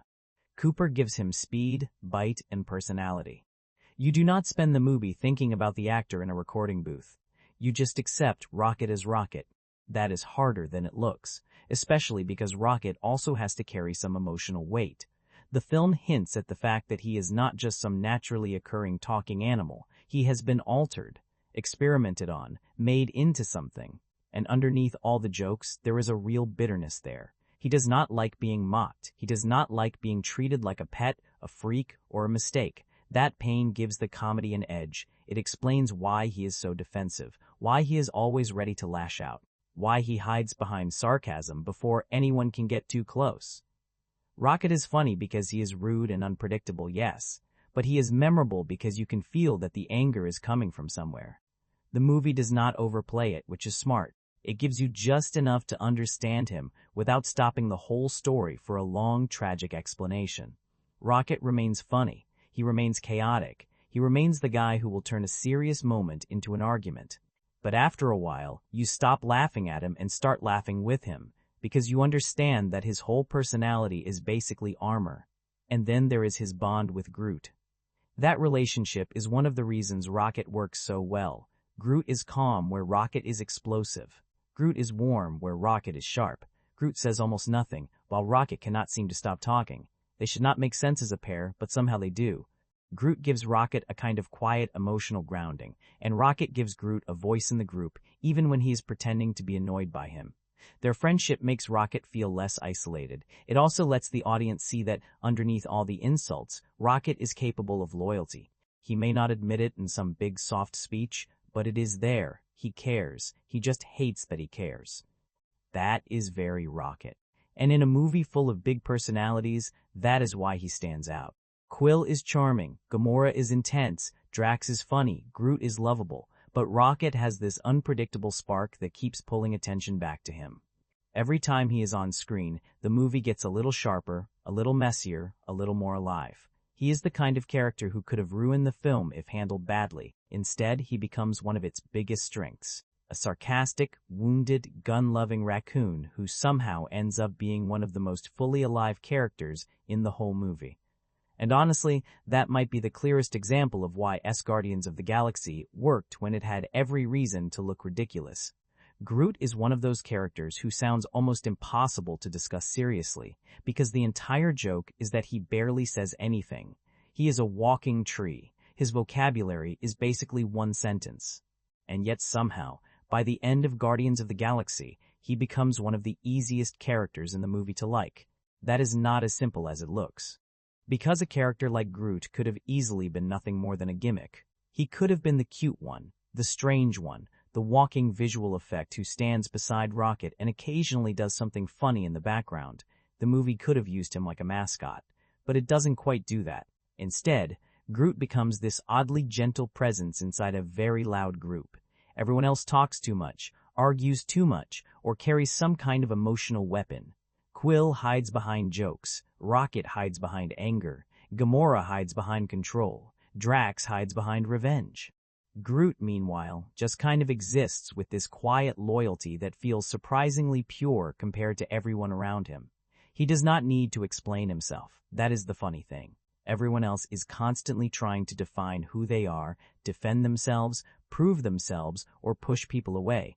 Groot does almost none of that. He communicates through action, through expression, through the way he stays beside Rocket, through the way he protects the group, through these small moments where his simplicity makes him feel more emotionally honest than characters with 10 times more dialogue.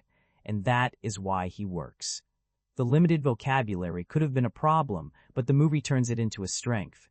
Every "I am Groot" has to rely on timing, context, body language, and Vin Diesel's delivery. It becomes less about the words and more about the feeling behind them. Sometimes it is funny, sometimes it is confused, sometimes it is gentle, sometimes it is almost heroic.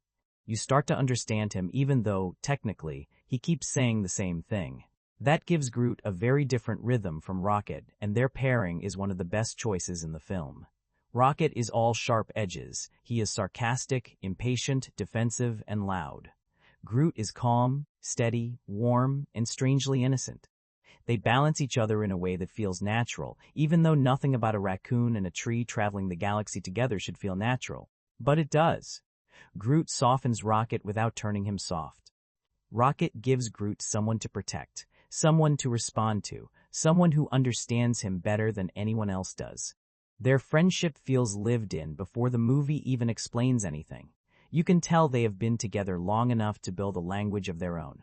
That matters, because Groot is not just lovable because he is cute. He is lovable because he brings a sense of loyalty into a movie full of people who do not trust easily. He is strong, yes, he can fight, he can be dangerous when the scene calls for it. But his strength does not feel aggressive in the same way Drax's does. Groot's power feels protective. He is not trying to dominate a room. He is usually trying to keep someone safe. And in a film where almost every character is damaged or defensive, that kind of sincerity stands out. There is also something quietly funny about how casually the movie treats him. Nobody stops the story every 5 minutes to explain the rules of this tree man. Groot is just there, growing limbs, lifting people, smiling at the wrong time, misunderstanding danger, or doing something unexpectedly sweet. The film trusts the audience to accept him, and after a while, you do. That is part of the charm. He is ridiculous, but the movie never seems embarrassed by him. It lets him be strange. It lets him be simple. It lets him be funny without making him empty. And by the time he becomes emotionally important to the group, it does not feel forced. It feels like the natural result of a character who has been quietly showing love the whole time. That is the surprising thing about Groot. He does not have speeches. He does not have a complicated arc. He does not reveal some long, tragic backstory. He is not layered in the obvious way. But he gives the film something it really needs: warmth. Pure, uncomplicated warmth. And maybe that is why audiences responded to him so strongly. In a movie full of sarcasm, spectacle, and cosmic chaos, Groot is the one character who reminds you that sometimes the simplest emotional beat is the one that lands the hardest. A tree with 3 words somehow becomes the heart of the room. That should not work. But somehow, it does. Drax is a character who could have gone wrong very easily. Because at first glance, he looks like the most straightforward member of the team. He is the big warrior, the revenge guy, the muscle, the one whose whole life has been reduced to anger because Ronan took his family from him. And usually, in a movie like this, that character ends up being either painfully serious or completely forgettable. But Guardians of the Galaxy finds a surprisingly funny angle with him. Drax is not funny because he is trying to be funny. That is the key. He is funny because he takes everything with such brutal seriousness that normal conversation becomes impossible around him. Metaphors go right past him. Sarcasm does not land the way it is supposed to. Little social cues that everyone else understands somehow become these giant moments of confusion. And Dave Bautista plays that straight-faced delivery really well. He does not wink at the audience. He does not perform Drax like a comedian who knows he has the punchline. He plays him like a man whose entire brain is operating on a completely different rulebook. That makes the humor feel sharper than it probably would have been if the character were constantly trying to make jokes. The best thing about Drax's comedy is that it comes from personality, not from random gag writing. He is literal because he sees the world in blunt, direct terms. He says what he means, he hears what people say and takes it at face value. There is almost no filter there.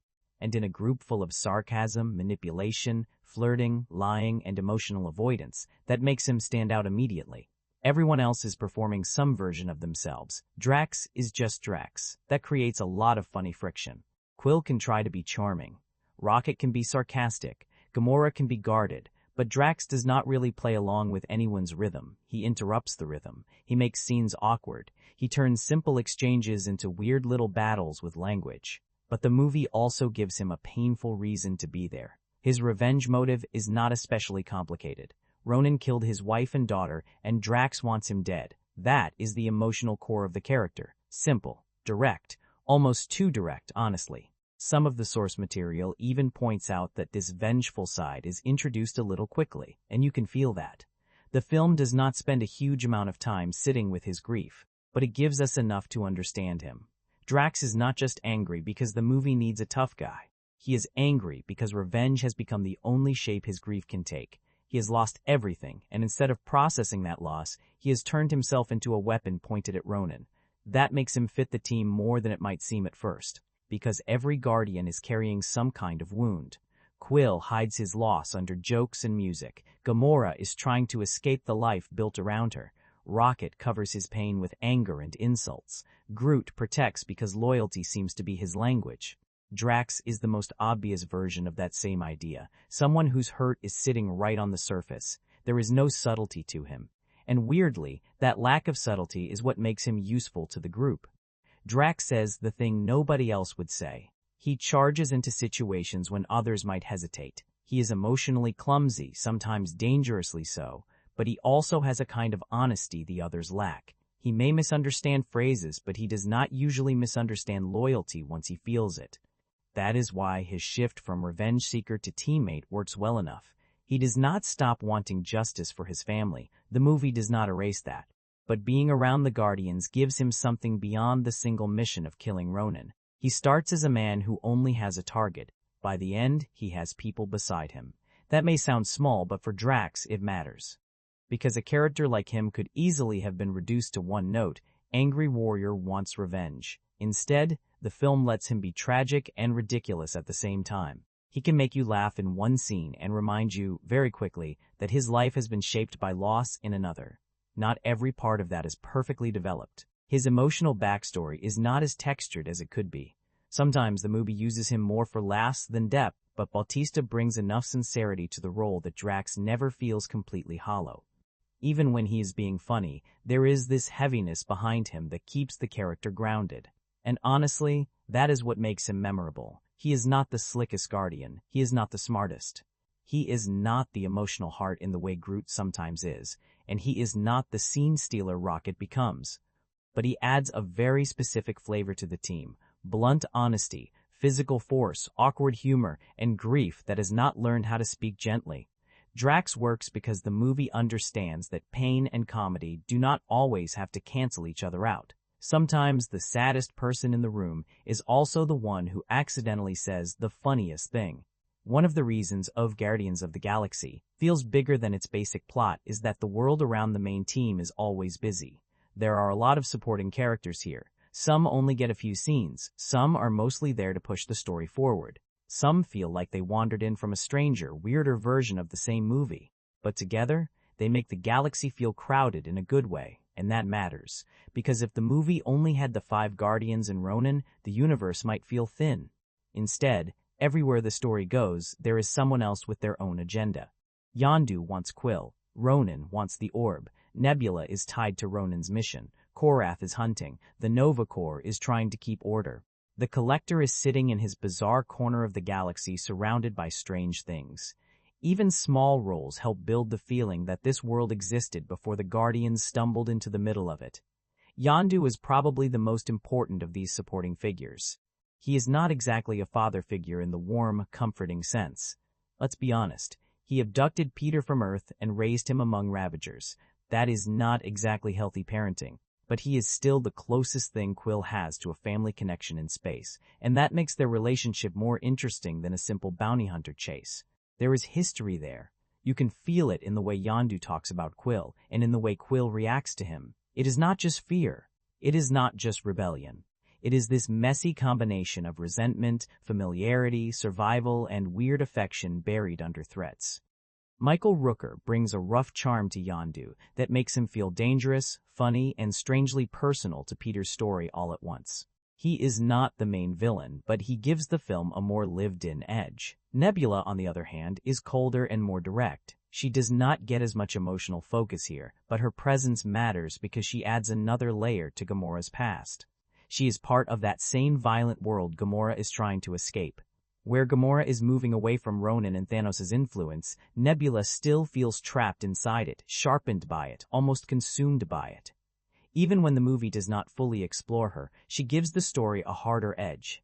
Korath is more of a functional character, but he helps with the opening chase energy. He is part of the machinery that gets Quill moving, and Jimon Honsu gives him enough presence that he does not feel completely disposable. He is not deeply developed, but in this kind of movie, sometimes a strong look, a clear purpose, and a memorable entrance can do a lot. Then there is the Collector, and he feels like he belongs to an entirely different shelf of the galaxy. Benicio del Toro plays him with this odd, theatrical weirdness that makes his scenes stand out. The Collector is not around for long, but he adds texture. He makes the universe feel stranger, more decadent, more dangerous in a quiet way. He is the kind of character who suggests there are whole corners of this galaxy that the movie barely has time to explore. That is useful world building. Not the kind where someone stops and explains a political system for 5 minutes, more like flavor, atmosphere. The sense that every location has its own strange people doing strange things for reasons we only half understand.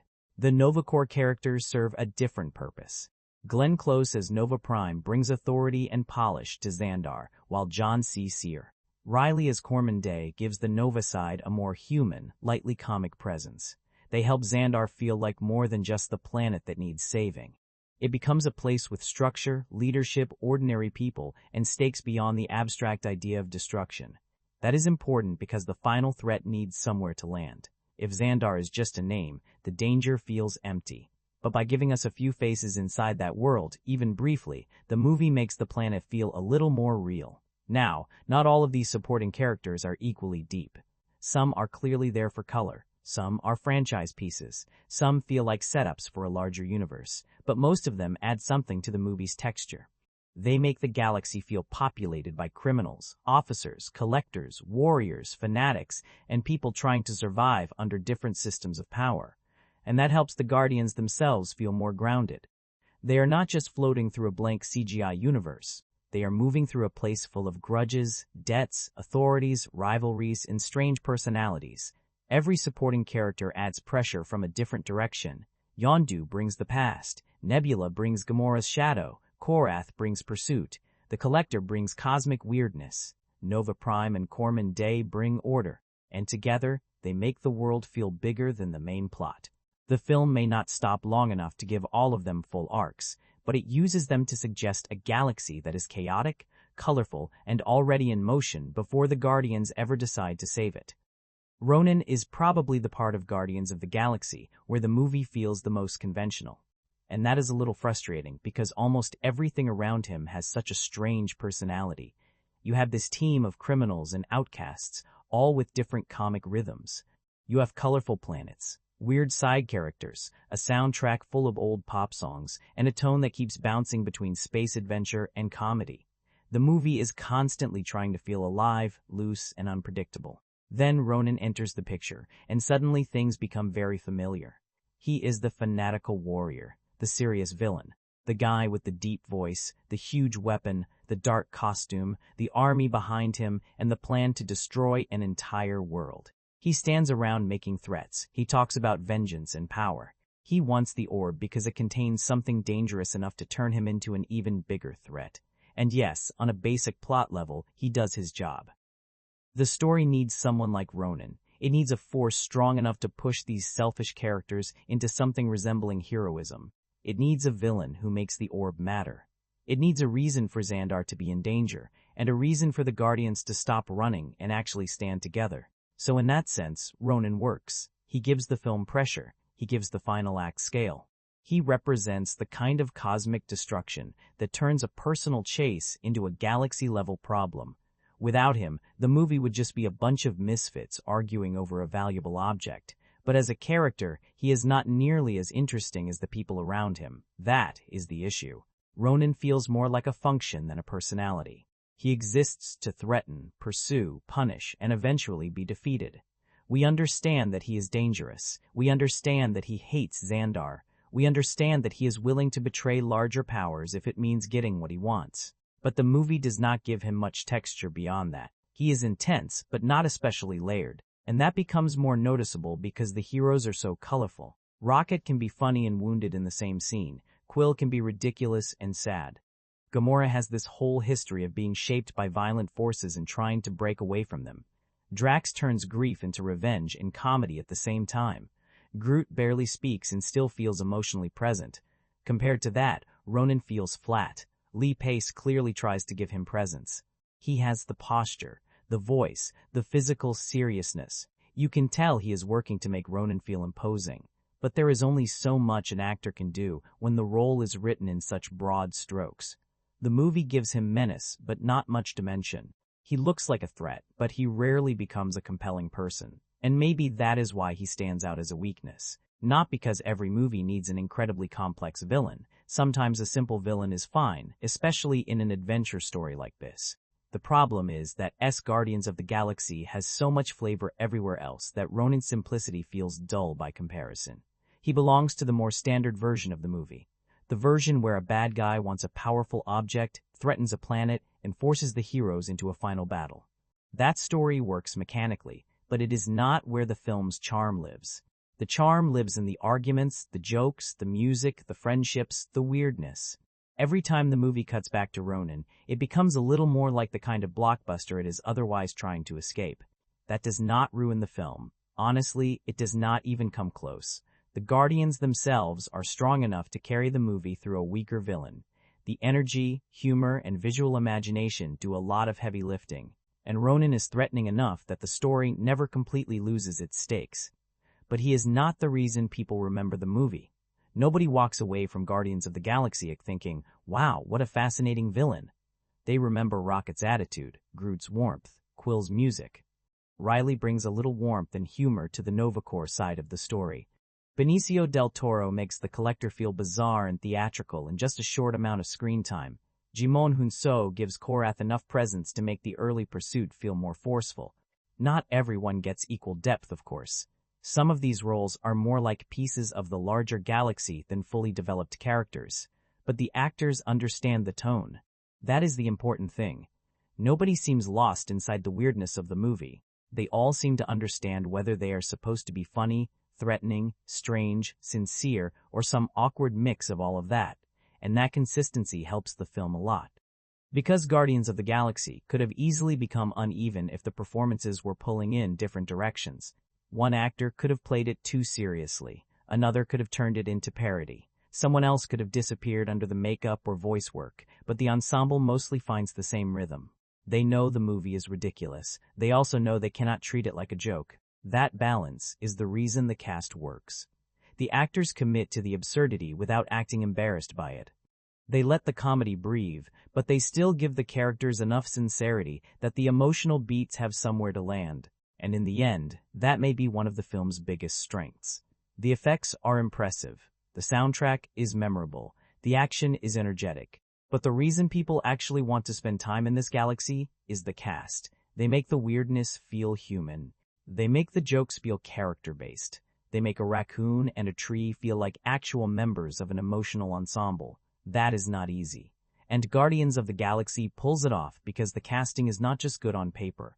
It is good in motion, scene by scene, joke by joke, argument by argument, until this strange group starts feeling like the only version of the movie that could have worked. The humor in Guardians of the Galaxy is probably the thing that saves it from feeling like just another giant sci-fi action movie. Because if you describe the plot without the jokes, it sounds pretty standard. A powerful object, a villain who wants destruction, a group of unlikely heroes, a planet in danger, a final battle with ships flying everywhere. We have seen that shape before. The movie knows we have seen that shape before. So instead of trying to make every moment feel serious and world-ending, it keeps undercutting itself with character-based comedy. And that is where the film feels most alive. The jokes are not only there as decoration, they come from the way these people misunderstand each other, irritate each other, and constantly refuse to behave like a proper heroic team. Quill wants to act like the charming leader, but nobody really gives him the respect he is hoping for. Rocket treats almost every conversation like a personal attack. Drax says things with complete seriousness that become funny because he has no idea how ridiculous they sound. Groot somehow gets laughs from a sentence he repeats again and again, and Gamora, honestly, gets a lot of mileage just from reacting to all of them. That mix is important because the comedy does not depend on one character doing all the work. It is not just the funny guy standing beside the serious people. The entire group has a comic rhythm. Everyone is funny in a different way, and that gives the banter some texture. Quill's humor is built around swagger that keeps failing. Rocket's humor is aggression and sarcasm. Drax's humor is literal honesty. Groot's humor is simplicity.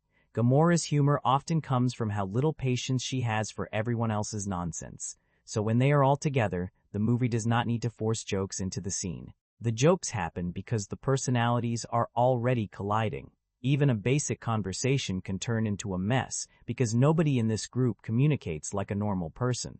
That is one of the reasons the banter works as well as it does. It feels messy in a good way.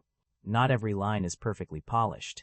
Not every exchange sounds like it was engineered to become a trailer moment. Sometimes it is just characters talking over each other, getting annoyed, making a bad situation worse, or saying the wrong thing at exactly the wrong time. That makes the comedy feel more natural. The timing helps too. James Gunn often lets scenes build toward a dramatic or action-heavy moment, then cuts the tension with one small line or reaction. The movie has a habit of pulling away from seriousness just before it gets too heavy. Sometimes that could have gone wrong, but most of the time it gives the film its rhythm. It keeps the adventure light on its feet, and that is important because the movie is dealing with some pretty ridiculous material. A raccoon firing guns, a tree man fighting in prison, a warrior who cannot understand metaphors, a guy using old Earth music as his emotional support system while flying through space. If the movie treated all of that with complete seriousness, it might have become unintentionally funny. Instead, it gets ahead of the audience by laughing with the weirdness, not at it. That is a delicate balance. The humor is silly, but the movie itself is not careless. There is a difference. It knows when to let the characters be ridiculous, but it also knows that the audience still has to care about them. So the jokes usually come from who these people are, not from the film mocking its own story into meaninglessness. That is why the comedy does not completely destroy the stakes. Even when the characters are joking, the situation can still matter. Quill can be immature and still emotionally wounded. Rocket can be hilarious and still angry for a real reason. Drax can misunderstand a phrase and still be driven by grief. Groot can be adorable and still become one of the most emotionally sincere figures in the group. The comedy and the pain sit beside each other. Not always perfectly, but often enough to make the movie feel warmer than expected. And honestly, that is why so many people remember AGH as Galaxy as funny before they remember the details of the plot. The villain's plan might blur together. The rules of the orb might not stay in your head. The politics of Xandar and the Kree might fade. But the arguments, the weird timing, the way these characters bounce off each other, that sticks. Because the humor gives the movie its personality. It turns a familiar adventure into something looser, stranger, and more rewatchable. It makes the Guardians feel less like a manufactured superhero team and more like a group of people who are constantly one insult away from falling apart. And that is the fun of it. They are not smooth. They are not disciplined. They are not even especially good at being friends for most of the movie, but they are funny together. And sometimes, in a film this big and loud, that kind of chemistry matters more than the plot itself. One thing that gives HESG Guardians of the Galaxy a slightly different edge from a lot of big superhero blockbusters is that the humor is not always completely clean or polished. It has a little bit of dirt on it. Not in a way that makes the movie inappropriate or heavy, but in a way that makes it feel less sanitized than you might expect from a massive studio film built for a wide audience. The jokes can be weird, sometimes crude, sometimes childish, sometimes just a little more adult-leaning than the usual safe blockbuster punchline. And honestly, that roughness is part of the movie's personality. Because these characters are not polished heroes, more cosmic stakes, more franchise connections, more everything, and sometimes more, is exactly what weakens the thing that originally felt fresh. There is also the spin-off problem. When a movie has a world this colorful, the temptation is to expand every corner of it. Give every side character a backstory, turn every strange detail into setup, stretch every popular element into its own lane. But not every charming thing becomes better when it is explained, expanded, and packaged for later. Some charm works because it is limited. The first to Guardians benefits from feeling slightly scrappy, even though it is obviously a massive studio production. It has a looseness to it, a feeling that the movie is making room for weirdness because nobody was completely sure how audiences would react. If later entries become too polished, too calculated, or too busy feeding the larger Marvel universe, that original looseness could disappear. And that would be a shame, because the best version of this franchise is not the one that simply becomes bigger. It is the one that stays personal inside the bigness. The cosmic scale is fun, but the heart of the series is still this damaged group of outsiders trying to become a family without fully knowing how. If future films remember that, then the franchise has a reason to continue. If they forget it, then all the planets and battles in the world will not matter much. That is why the first movie's success creates pressure. It proves that these characters can carry a film, but it also creates expectations that might be difficult to satisfy. The first time, people were surprised that it worked. The next time, they will expect it to work. That changes the relationship between the movie and the audience, and expectation can be heavy. Still, I understand why people wanted more. When a film introduces a team this enjoyable, it is natural to want to spend more time with them. The chemistry is there, the world is there, the music-driven identity is there, and the ending leaves the Guardians in a place where they feel ready for more adventures, not finished. So, the potential is real. The concern is just whether expansion will protect the thing that made the first movie special. Because Guardians of the Galaxy is not memorable only because it is part of a larger franchise. It is memorable because, for a moment, it felt like the strange corner of that franchise. The oddball entry, the risk that paid off, the colorful space adventure that should have been too silly but somehow had enough humor and heart to work. The more sequels and spin-offs grow from it, the harder it becomes to preserve that feeling. But if the series keeps its focus on character first, on the messy bond between these people, on the music, on the humor, on the sadness hiding under the jokes, then there is a real future here. Not just because the galaxy is big, but because this weird little family still feels worth following through it. What is interesting about Guardians of the Galaxy is that, even though it became this huge crowd pleaser, it is not a movie everyone is going to respond to in the same way. And honestly, I can see both sides. For a lot of viewers, this film was exactly the kind of blockbuster they wanted. It was bright, fast, funny, strange, and full of characters who did not feel like the usual clean-cut superhero lineup. It had energy. It had a soundtrack people wanted to listen to afterward. It had a raccoon who somehow became one of the most entertaining characters in the movie. It had a tree with almost no vocabulary who still managed to become weirdly lovable. That kind of thing makes an audience happy. And when a movie gives people that much fun, people tend to forgive a lot. They forgive the familiar plot. They forgive the thin villain.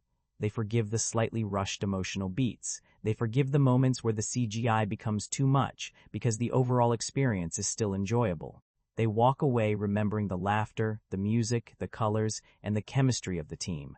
For those viewers, Guardians of the Galaxy feels like popcorn bliss. Not perfect maybe, but alive. But then there is the other side. There are viewers who look at the same movie and see mostly noise. Too much CGI. Too many jokes. A story that has been done before. A villain who barely registers. A tone that jumps from serious grief to goofy comedy so quickly that the emotional moments do not always settle. For them, the film's personality does not hide its weaknesses. It almost makes those weaknesses more obvious. And that reaction is fair too. Because if you are not charmed by the Guardians themselves, the movie loses a lot of its power. The plot alone is not enough to carry it. The villain alone is not enough to carry it. The cosmic mythology alone is definitely not enough. This is a film that depends heavily on whether you enjoy spending time with this group. If the banter works for you, the movie flies. If it does not, the movie can feel exhausting. That is why the response is so divided in certain corners. Some people see it as one of Marvel's freshest and funniest films. Others see it as overpraised, overbusy, and not nearly as clever as its reputation suggests. And the strange thing is, both reactions are responding to real parts of the movie. The film is funny. The film is also sometimes childish. The visuals are imaginative. The visuals are also sometimes overwhelming. The characters are charming. Some of them are also underdeveloped. The story is entertaining. The story is also familiar. That is the kind of movie Guardians of the Galaxy is. Its strengths and weaknesses are often sitting right next to each other. The same silliness that makes it refreshing for one viewer might make it annoying for another. The same fast pace that keeps one person engaged might make someone else feel like the film is rushing past its own thinness. And then there is the hype. That probably made the divide even sharper. When a movie is praised too loudly, some people naturally push back. If everyone tells you a film is amazing, hilarious, one of the best superhero movies ever made, then you do not just watch the film, you watch the claim.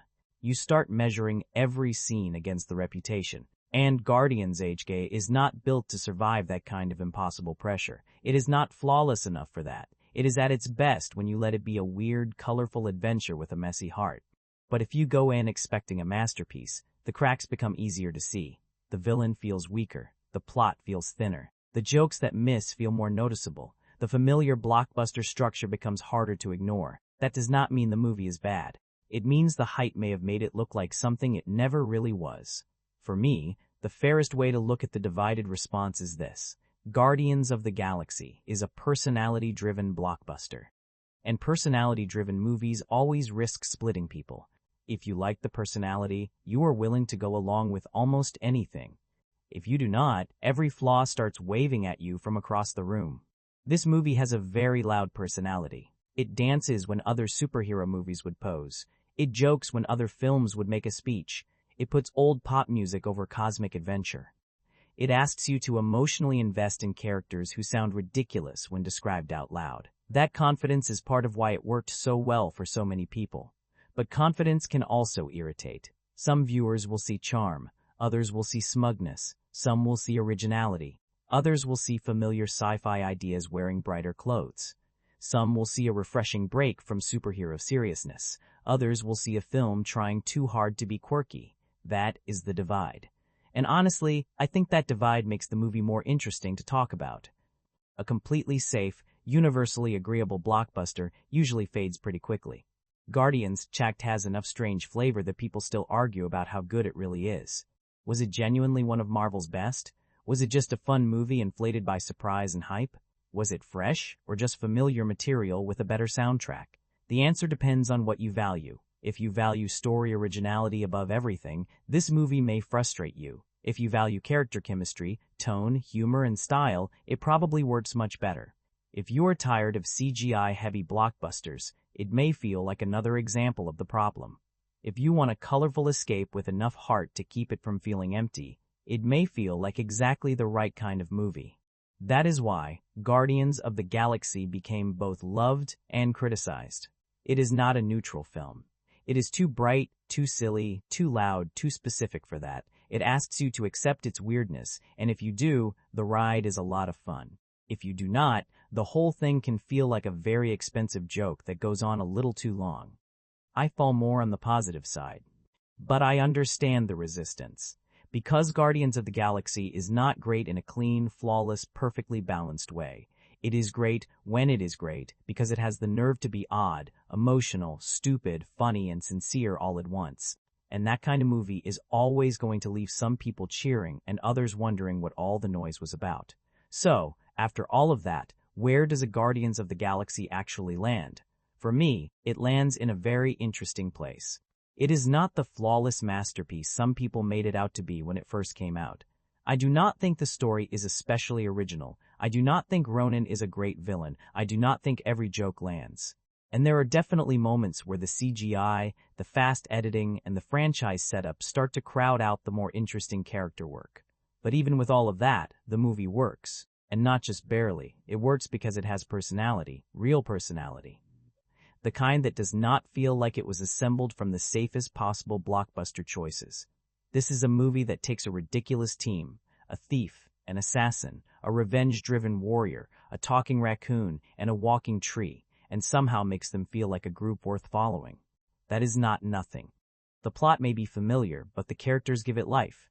Peter Quill brings the human connection, the fake swagger, the music, and the emotional wound underneath all the jokes. Gamora gives the team seriousness and a connection to the darker side of the galaxy. Drax brings blunt comedy and grief. Rocket becomes the unexpected scene stealer, funny because he is angry, but memorable because there is pain under that anger.